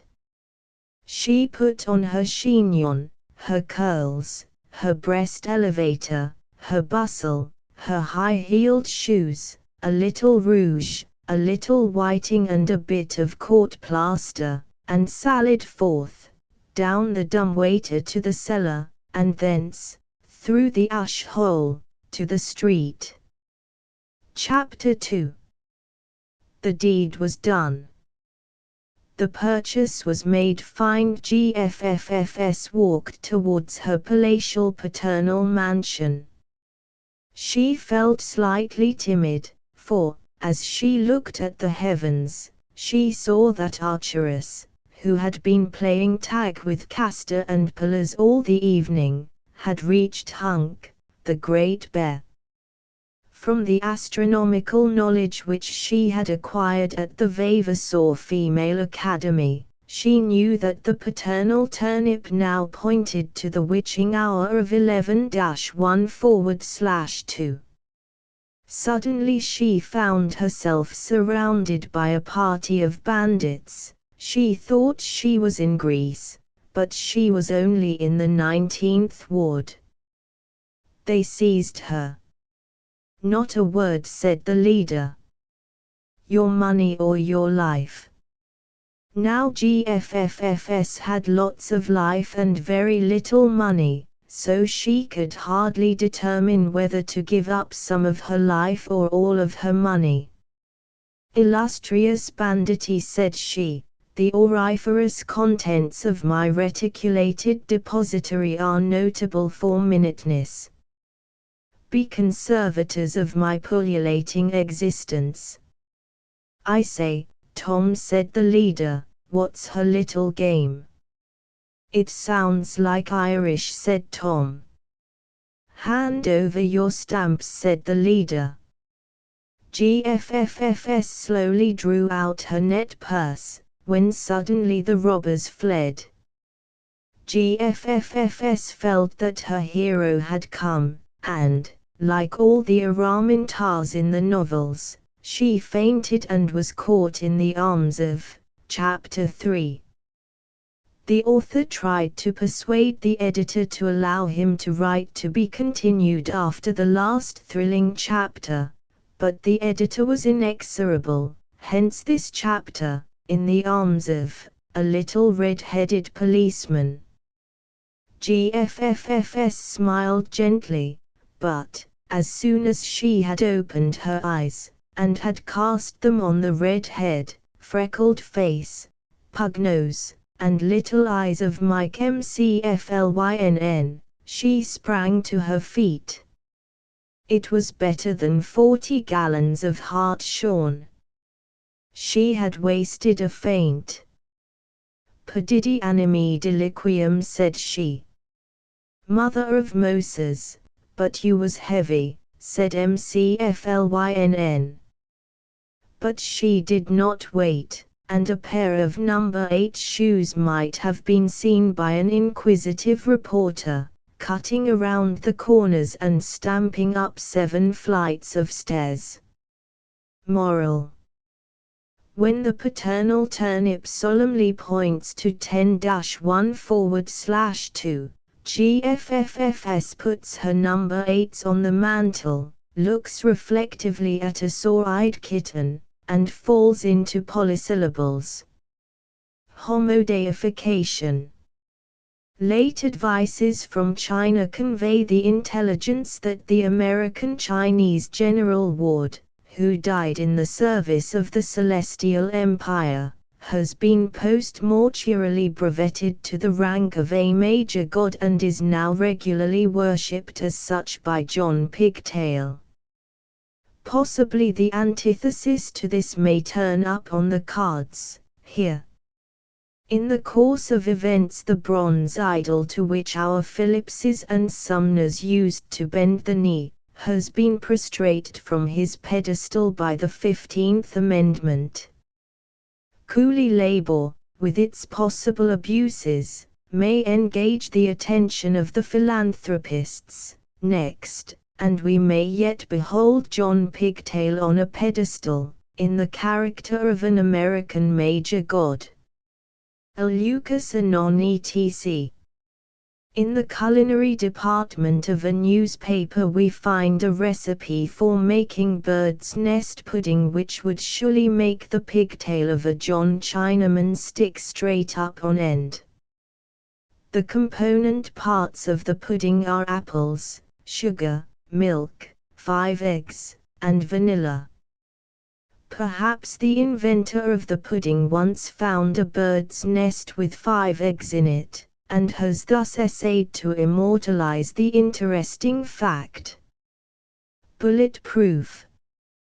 The fact of the young Prince Imperial having picked up a bullet on the field of Saarbrück is significant. It proves that, like a true Bonaparte, he is prompt to take the lead. A T. Stewart and Company housekeeping goods. A special lot of Irish damask tablecloths N8-4 and 8-4-4, 10-4 from $2 and $2.50 and upwards 5 to 8 damask napkins, $1 per doz. Upward. Table damask, 40 per yard and upward. Huckabuck towels, $1.50 per doz. And upward. Pillow linen, 40-inch wide. 30 c per yard. Linen sheetings, 2 yards wide. 60 c per yard. Linen sheetings, 2-1/4 yard wide, 70 c per yard. Linen sheetings, 2-1/4 yards wide, 90 c per yard. Linen sheetings, 2-3/4 yards wide, $1 per yard. A job lot of ready-made linen sheets, from $2.50 per pair and upward. Fine yard-wide Irish linen, suitable for ladies' wear, 35 c. Extra heavy Irish linen for gentlemen's wear, 40 c. Further reductions in summer quilts and blankets. All wool white flannels, 25 c. per yard. A new all-wool grey flannel for ladies' overskirts, 40 c. per yard. Tweeds for bathing suits, 30 c. per yard. Broadway, 4th Avenue, 9th and 10th Streets. Punchinello. The first number of this illustrated humorous and satirical weekly paper was issued under date of the 2nd of April, 1870. The press and the public in every state and territory of the Union endorse it as the best paper of the kind ever published in America. Contents entirely original. Subscription for 1 year, with $2 premium, $4 6 months, without premium. 2.003 months. 1.00 single copies mailed free, for 10 we offer the following elegant premiums of L. Prang and Company's chromos for subscriptions as follows: a copy of paper for 1 year, and The Awakening, a litter of puppies. Half chromo. Size 8-3/8 by 11-1/8, $2 picture, for $4 a copy of paper for 1 year and either of the following $3 chromos: Wild Roses. 12-1/8x9. Dead Game. 11-1/8x8-3/8. Easter Morning. 6-3/4x10-1/4, for $5 a copy of paper for 1 year and either of the following $5 chromos: Group of chickens, Group of ducklings, Group of quails. Each 10x12-1/8. The Poultry Yard. 10-1/8x14. The Barefoot Boy, Wild Fruit. Each 9-3/4x13. Pointer and Quail, Spaniel and Woodcock. 10x12, for $6.50 a copy of paper for 1 year and either of the following $6 chromos: The Baby in Trouble, The Unconscious Sleeper, The Two Friends. Dog and Child. Each 13x16-1/4. Spring, Summer, Autumn, 12-7/8x16-1/8. The Kids Playground. 11x17-1/2, for $7 a copy of paper for 1 year and either of the following $7.50 chromos: Strawberries and Baskets. cherries and baskets. Currants, each 13x18. Horses in a storm. 22-1/4x15-1/4. 6 Central Park views. A set.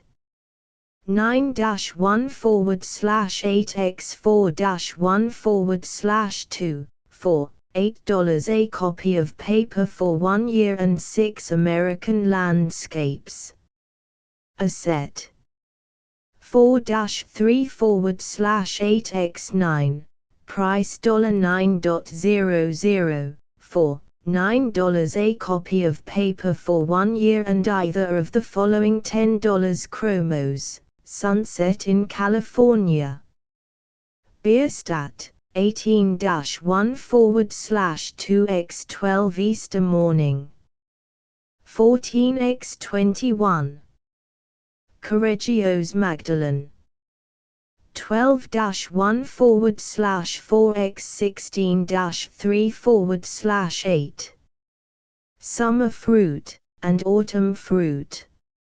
Half chromos. 15-1/2x10-1/2.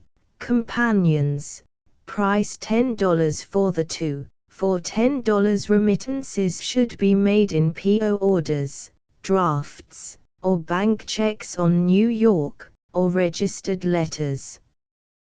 The paper will be sent from the first number, April 2d, 1870, when not otherwise ordered. Postage of paper is payable at the office where received, 20 cents per year, or 5 cents per quarter, in advance. The chromos will be mailed free on receipt of money. Canvassers wanted, to whom liberal commissions will be given. For special terms address the company. The first 10 numbers will be sent to anyone desirous of seeing the paper before subscribing, for 60 cents.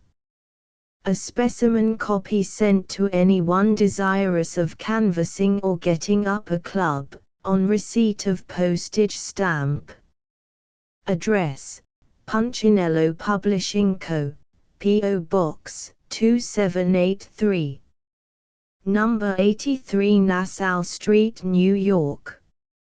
A.T. Stewart & Company calls special attention to their large and well-selected stock of domestic cotton goods, consisting of bleached and brown shirtings and sheetings in all the choice brands, also tickings, denims, etc., at extremely low prices.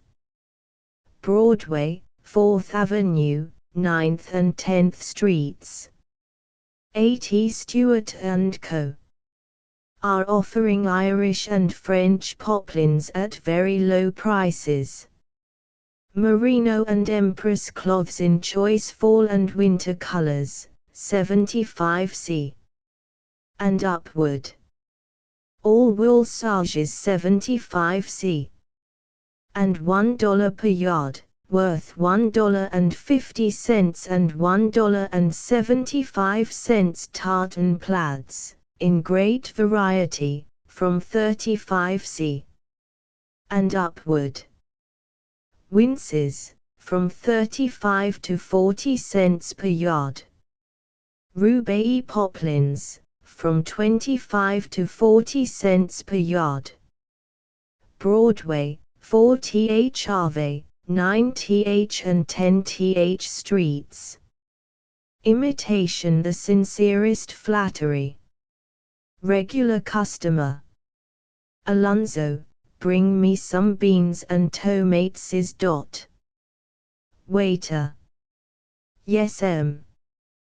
Will you have them on one plate or on 2 plates? The Printing House of the United States. G.O.F. Nesbitt & Co., General Job Printers, Blank Book Manufacturers, Stationers, Wholesale and Retail, lithographic engravers and printers, copperplate engravers and printers, card manufacturers, envelope manufacturers, fine cut and color printers. 163, 165, 167, and 169 Pearl St. 73, 75, 77, and 79 Pine St., New York. Advantages: all on the same premises, and under immediate supervision of the proprietors. Tourists and leisure travelers will be glad to learn that the Erie Railway Company has prepared combination excursion or round-trip tickets, valid during the entire season, and embracing Ithaca, headwaters of Cayuga Lake, Niagara Falls, Lake Ontario, the River St. Lawrence, Montreal, Quebec, Lake Champlain, Lake George, Saratoga, the White Mountains, and all principal points of interest in northern New York, the Canadas, and New England. Also similar tickets at reduced rates, through Lake Superior, enabling travelers to visit the celebrated Iron Mountains and copper mines of that region.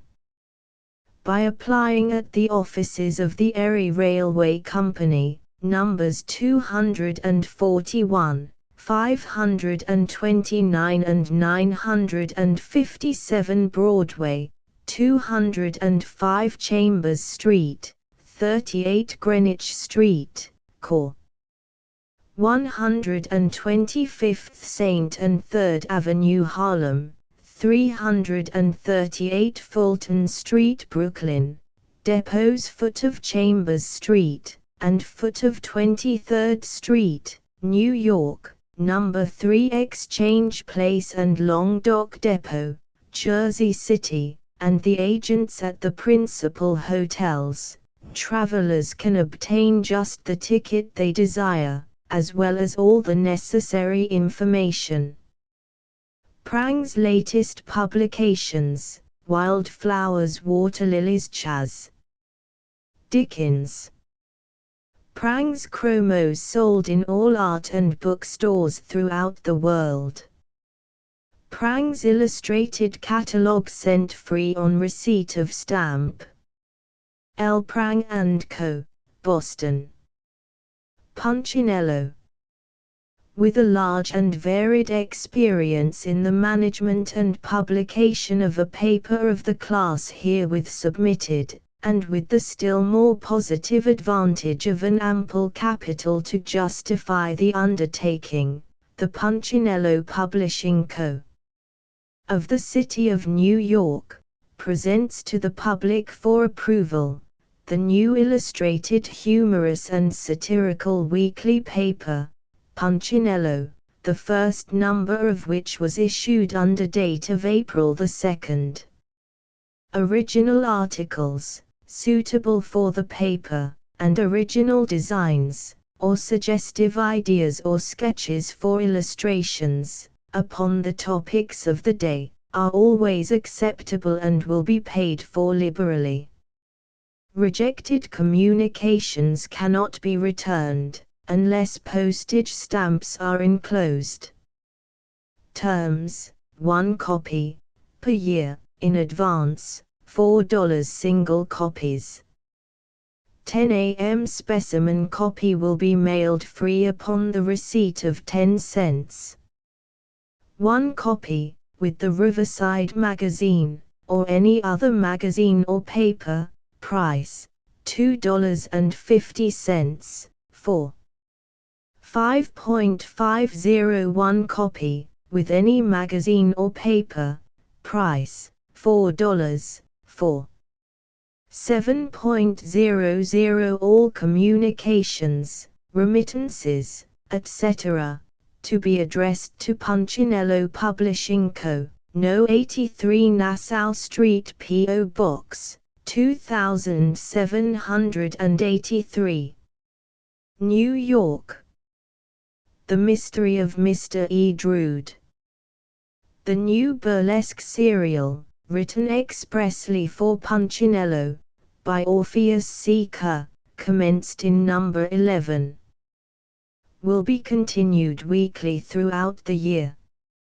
A sketch of the eminent author, written by his bosom friend, with superb illustrations of 1st the author's palatial residence at Bagad's Hill, Tickner's Fields, New Jersey. 2nd the author at the door of said palatial residence taken as he appears every Saturday will also be found in the same number. Single copies, for sale by all newsmen, or mailed from this office, free, 10 cents. Subscription for 1 year, 1 copy, with $2 chromo premium. $4. Those desirous of receiving the paper containing this new serial, which promises to be the best ever written by Orpheus C. Kerr, should subscribe now, to ensure its regular receipt weekly. We will send the first 10 numbers of Punchinello to anyone who wishes to see them, in view of subscribing, on the receipt of 60 cents. Address: Punchinello Publishing Company, P.O. Box 2783, 83 Nassau Street, New York. G.O. W. Wheat & Co., Printer, No. 8 Spruce Street. End of the Project Gutenberg ebook Punchinello, Volume 1, No. 22. The 27th of August, 1870 ******** Updated editions will replace the previous one, the old editions will be renamed. Creating the works from print editions not protected by U.S. copyright law means that no one owns a United States copyright in these works, so the Foundation, and you, can copy and distribute it in the United States without permission and without paying copyright royalties. Special rules, set forth in the general terms of use part of this license, apply to copying and distributing Project Gutenberg trademark symbol electronic works to protect the Project Gutenberg trademark symbol concept and trademark.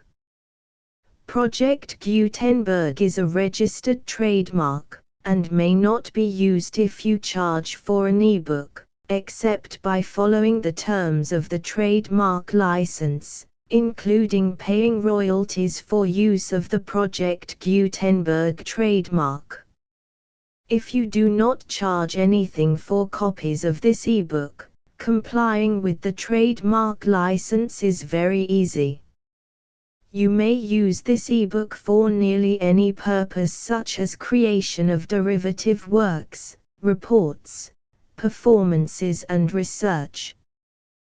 Project Gutenberg ebooks may be modified and printed and given away. You may do practically anything in the United States with ebooks not protected by U.S. copyright law.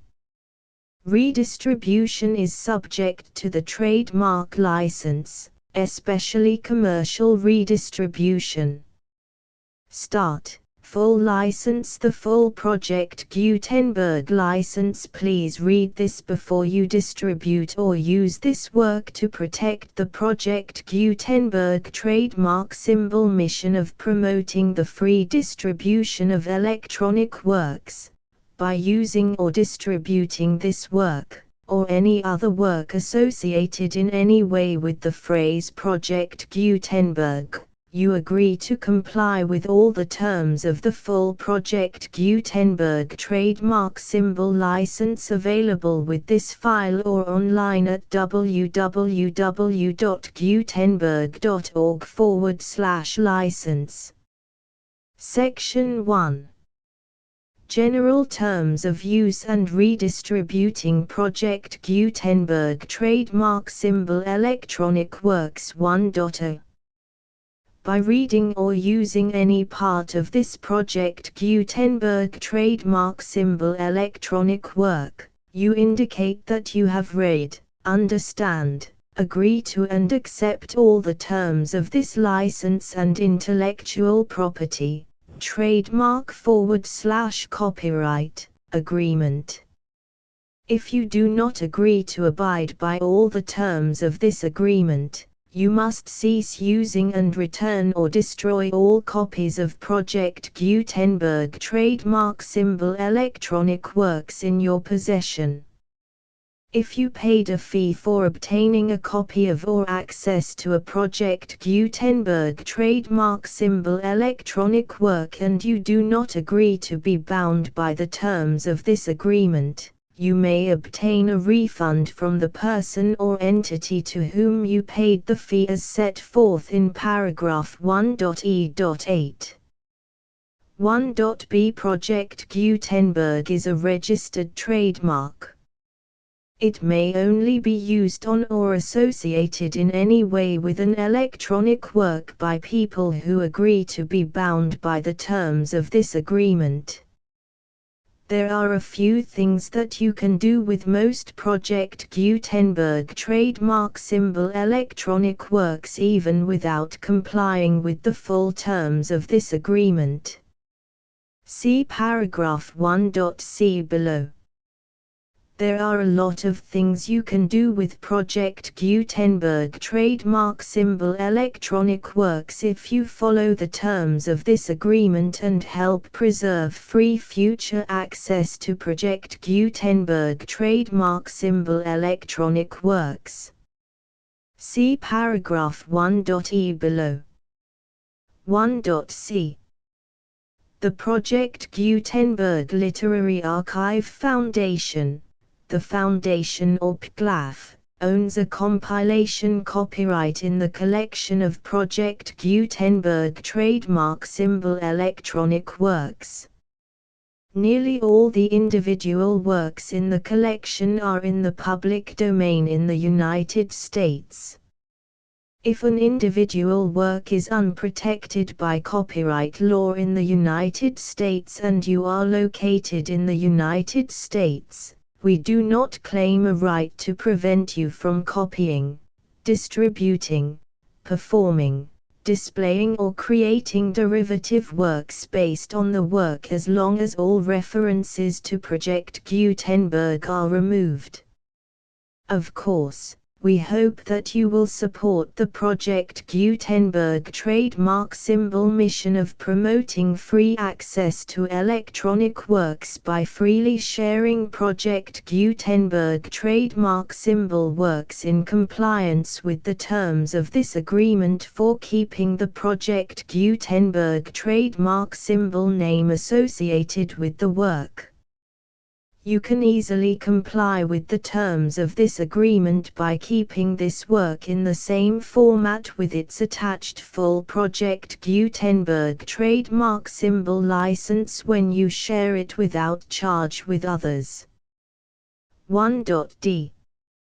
The copyright laws of the place where you are located also govern what you can do with this work. Copyright laws in most countries are in a constant state of change. If you are outside the United States, check the laws of your country in addition to the terms of this agreement before downloading, copying, displaying, performing, distributing or creating derivative works based on this work or any other Project Gutenberg trademark symbol work. The Foundation makes no representations concerning the copyright status of any work in any country other than the United States. 1.e Unless you have removed all references to Project Gutenberg, 1.e.1. The following sentence, with active links to, or other immediate access to, The full Project Gutenberg trademark symbol license must appear prominently whenever any copy of a Project Gutenberg trademark symbol work, any work on which the phrase Project Gutenberg appears, or with which the phrase Project Gutenberg is associated, is accessed, displayed, performed, viewed, copied or distributed. This ebook is for the use of anyone anywhere in the United States and most other parts of the world at no cost and with almost no restrictions whatsoever. You may copy it, give it away or reuse it under the terms of the Project Gutenberg license included with this ebook or online at www.gutenberg.org. If you are not located in the United States, you will have to check the laws of the country where you are located before using this ebook. 1.e.2 If an individual Project Gutenberg trademark symbol electronic work is derived from texts not protected by U.S. copyright law, does not contain a notice indicating that it is posted with permission of the copyright holder, the work can be copied and distributed to anyone in the United States without paying any fees or charges. If you are redistributing or providing access to a work with the phrase Project Gutenberg associated with or appearing on the work, you must comply either with the requirements of paragraphs 1.e.1 through 1.e.7 or obtain permission for the use of the work and the Project Gutenberg trademark symbol trademark as set forth in paragraphs 1.e.8 or 1.e.9. 1.e.3 If an individual Project Gutenberg trademark symbol electronic work is posted with the permission of the copyright holder, your use and distribution must comply with both paragraphs 1.e.1 through 1.e.7 and any additional terms imposed by the copyright holder. Additional terms will be linked to the Project Gutenberg trademark symbol license for all works posted with the permission of the copyright holder found at the beginning of this work. 1.e.4 Do not unlink or detach or remove the full Project Gutenberg trademark symbol license terms from this work, or any files containing a part of this work or any other work associated with Project Gutenberg trademark symbol.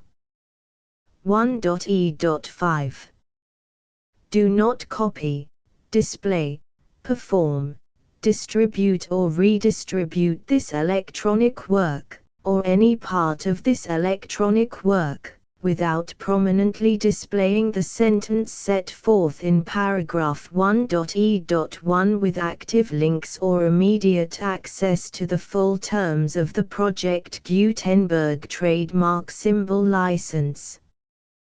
1.e.6 You may convert to and distribute this work in any binary, compressed, marked up, non-proprietary or proprietary form, including any word processing or hypertext form. However, if you provide access to or distribute copies of a Project Gutenberg trademark symbol work in a format other than plain vanilla ASCII or other format used in the official version posted on the official Project Gutenberg trademark symbol website, www.gutenberg.org, you must, at no additional cost, fee or expense to the user, provide a copy, a means of exporting a copy, or a means of obtaining a copy upon request, of the work in its original plain vanilla ASCII or other form. Any alternate format must include the full Project Gutenberg trademark symbol license as specified in paragraph 1.e.1. 1.e.7. Do not charge a fee for access to, viewing, displaying, performing, copying or distributing any Project Gutenberg trademark symbol works unless you comply with paragraph 1.e.8 or 1.e.9. 1.e.8. You may charge a reasonable fee for copies of or providing access to or distributing Project Gutenberg trademark symbol electronic works provided that you pay a royalty fee of 20% of the gross profits you derive from the use of Project Gutenberg trademark symbol works calculated using the method you already use to calculate your applicable taxes. The fee is owed to the owner of the Project Gutenberg trademark symbol trademark, but he has agreed to donate royalties under this paragraph to the Project Gutenberg Literary Archive Foundation. Royalty payments must be paid within 60 days following each date on which you prepare, or are legally required to prepare, your periodic tax returns. Royalty payments should be clearly marked as such and sent to the Project Gutenberg Literary Archive Foundation at the address specified in Section 4, Information about donations to the Project Gutenberg Literary Archive Foundation. You provide a full refund of any money paid by a user who notifies you in writing, or by email, within 30 days of receipt that he does not agree to the terms of the full Project Gutenberg trademark symbol license. You must require such a user to return or destroy all copies of the works possessed in a physical medium and discontinue all use of and all access to other copies of Project Gutenberg trademark symbol works. You provide, in accordance with paragraph 1.f.3, a full refund of any money paid for a work or a replacement copy, if a defect in the electronic work is discovered and reported to you within 90 days of receipt of the work. You comply with all other terms of this agreement for free distribution of Project Gutenberg trademark symbol works. 1.e.9. If you wish to charge a fee or distribute a Project Gutenberg trademark symbol electronic work or group of works on different terms than are set forth in this agreement, you must obtain permission in writing from the Project Gutenberg Literary Archive Foundation, the manager of the Project Gutenberg trademark symbol trademark. Contact the Foundation as set forth in Section 3 below. 1.f1.f.1. Project Gutenberg volunteers and employees expend considerable effort to identify, do copyright research on, transcribe and proofread works not protected by U.S. copyright law in creating the Project Gutenberg trademark symbol collection. Despite these efforts, Project Gutenberg trademark symbol electronic works, and the medium on which they may be stored, may contain defects such as, but not limited to, incomplete, inaccurate or corrupt data, transcription errors, a copyright or other intellectual property infringement, a defective or damaged disk or other medium, a computer virus, or computer codes that damage or cannot be read by your equipment. 1.f.2. Limited warranty, disclaimer of damages. except for the right of replacement or refund described in paragraph 1.f.3, the Project Gutenberg Literary Archive Foundation, the owner of the Project Gutenberg trademark symbol trademark, and any other party distributing a Project Gutenberg trademark symbol electronic work under this agreement, disclaim all liability to you for damages, costs and expenses, including legal fees. You agree that you have no remedies for negligence, strict liability, breach of warranty or breach of contract except those provided in paragraph 1.f.3. You agree that the Foundation, the trademark owner, and any distributor under this agreement will not be liable to you for actual, direct, indirect, consequential, punitive or incidental damages even if you give notice of the possibility of such damage. 1.f.3. Limited right of replacement or refund. If you discover a defect in this electronic work within 90 days of receiving it, you can receive a refund of the money, if any, you paid for it by sending a written explanation to the person you received the work from. If you received the work on a physical medium, you must return the medium with your written explanation. The person or entity that provided you with the defective work may elect to provide a replacement copy in lieu of a refund. If you received the work electronically, the person or entity providing it to you may choose to give you a second opportunity to receive the work electronically in lieu of a refund.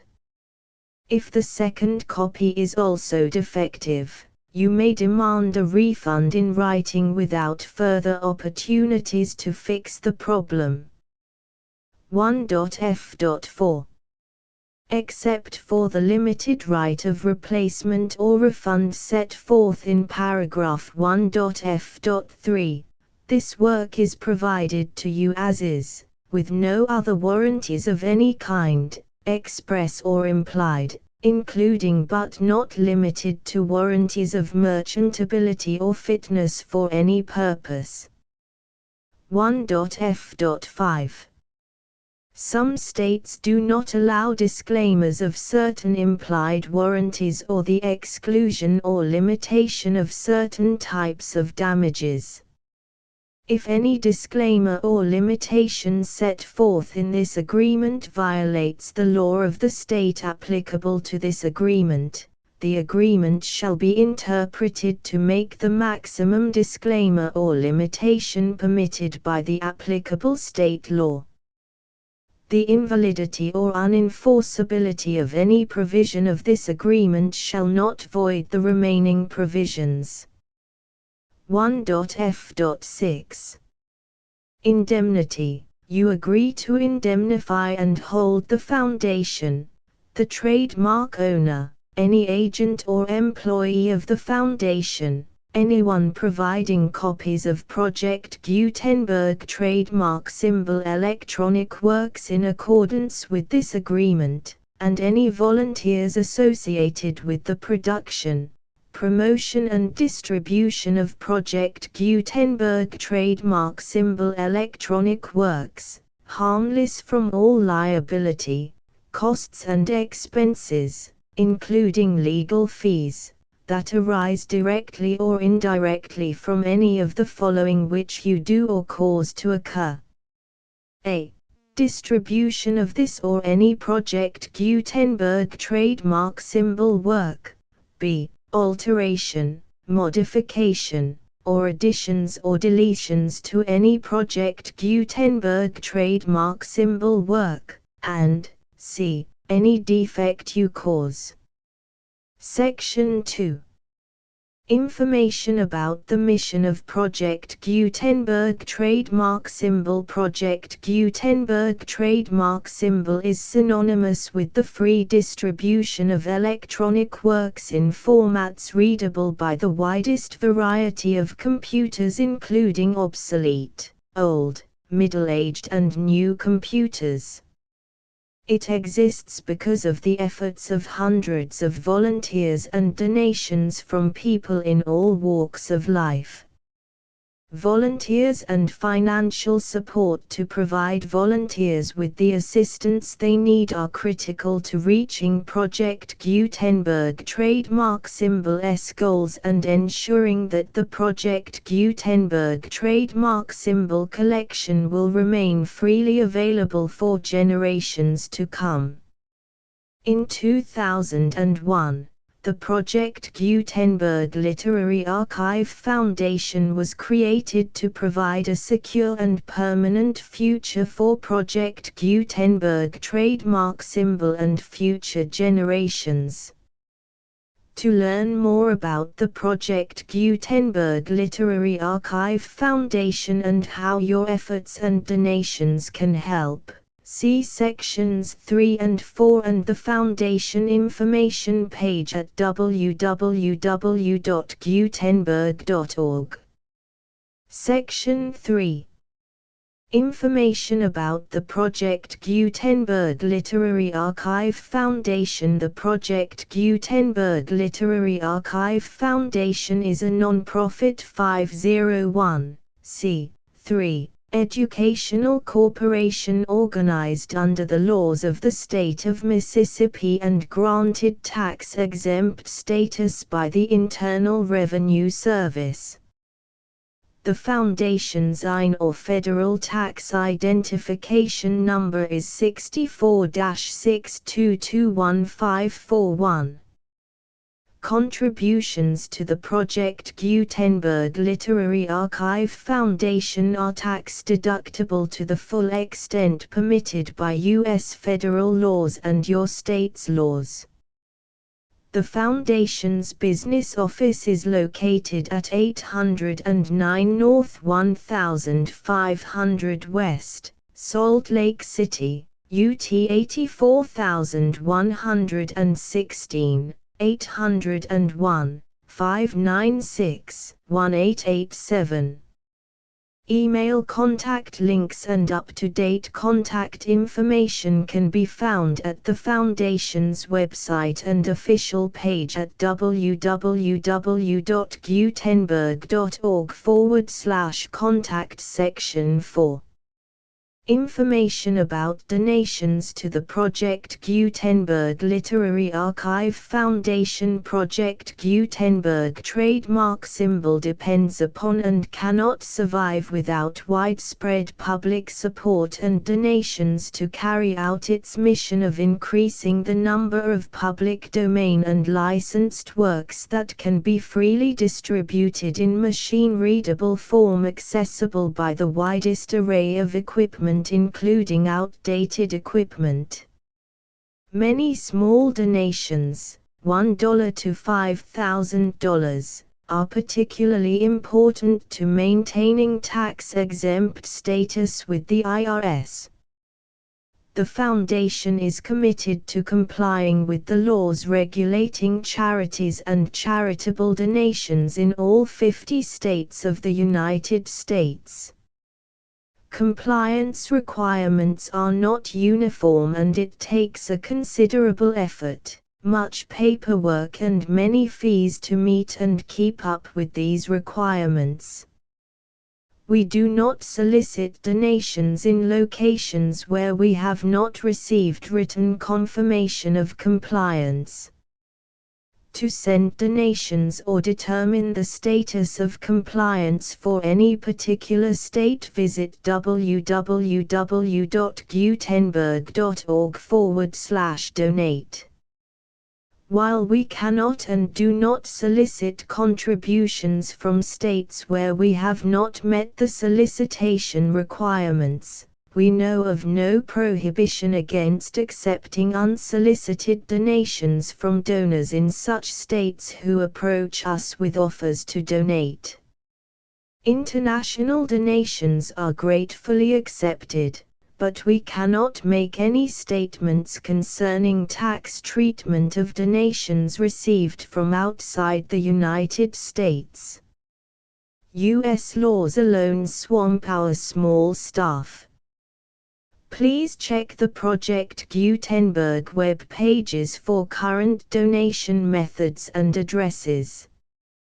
Donations are accepted in a number of other ways, including checks, online payments and credit card donations. To donate, please visit www.gutenberg.org/donate. Section 5. General information about Project Gutenberg Trademark Symbol Electronic Works. Professor Michael S. Hart was the originator of the Project Gutenberg trademark symbol concept of a library of electronic works that could be freely shared with anyone. For 40 years, he produced and distributed Project Gutenberg trademark symbol ebooks with only a loose network of volunteer support. Project Gutenberg trademark symbol ebooks are often created from several printed editions, all of which are confirmed as not protected by copyright in the US unless a copyright notice is included.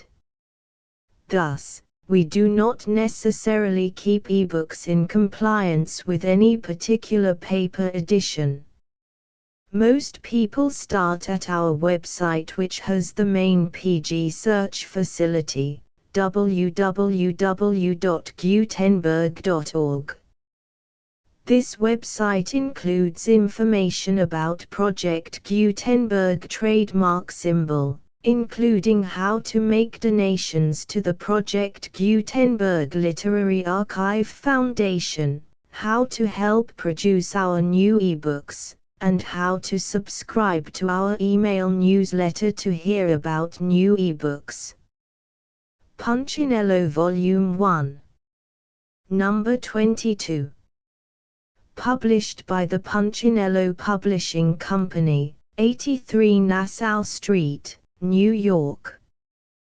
The full Project Gutenberg license,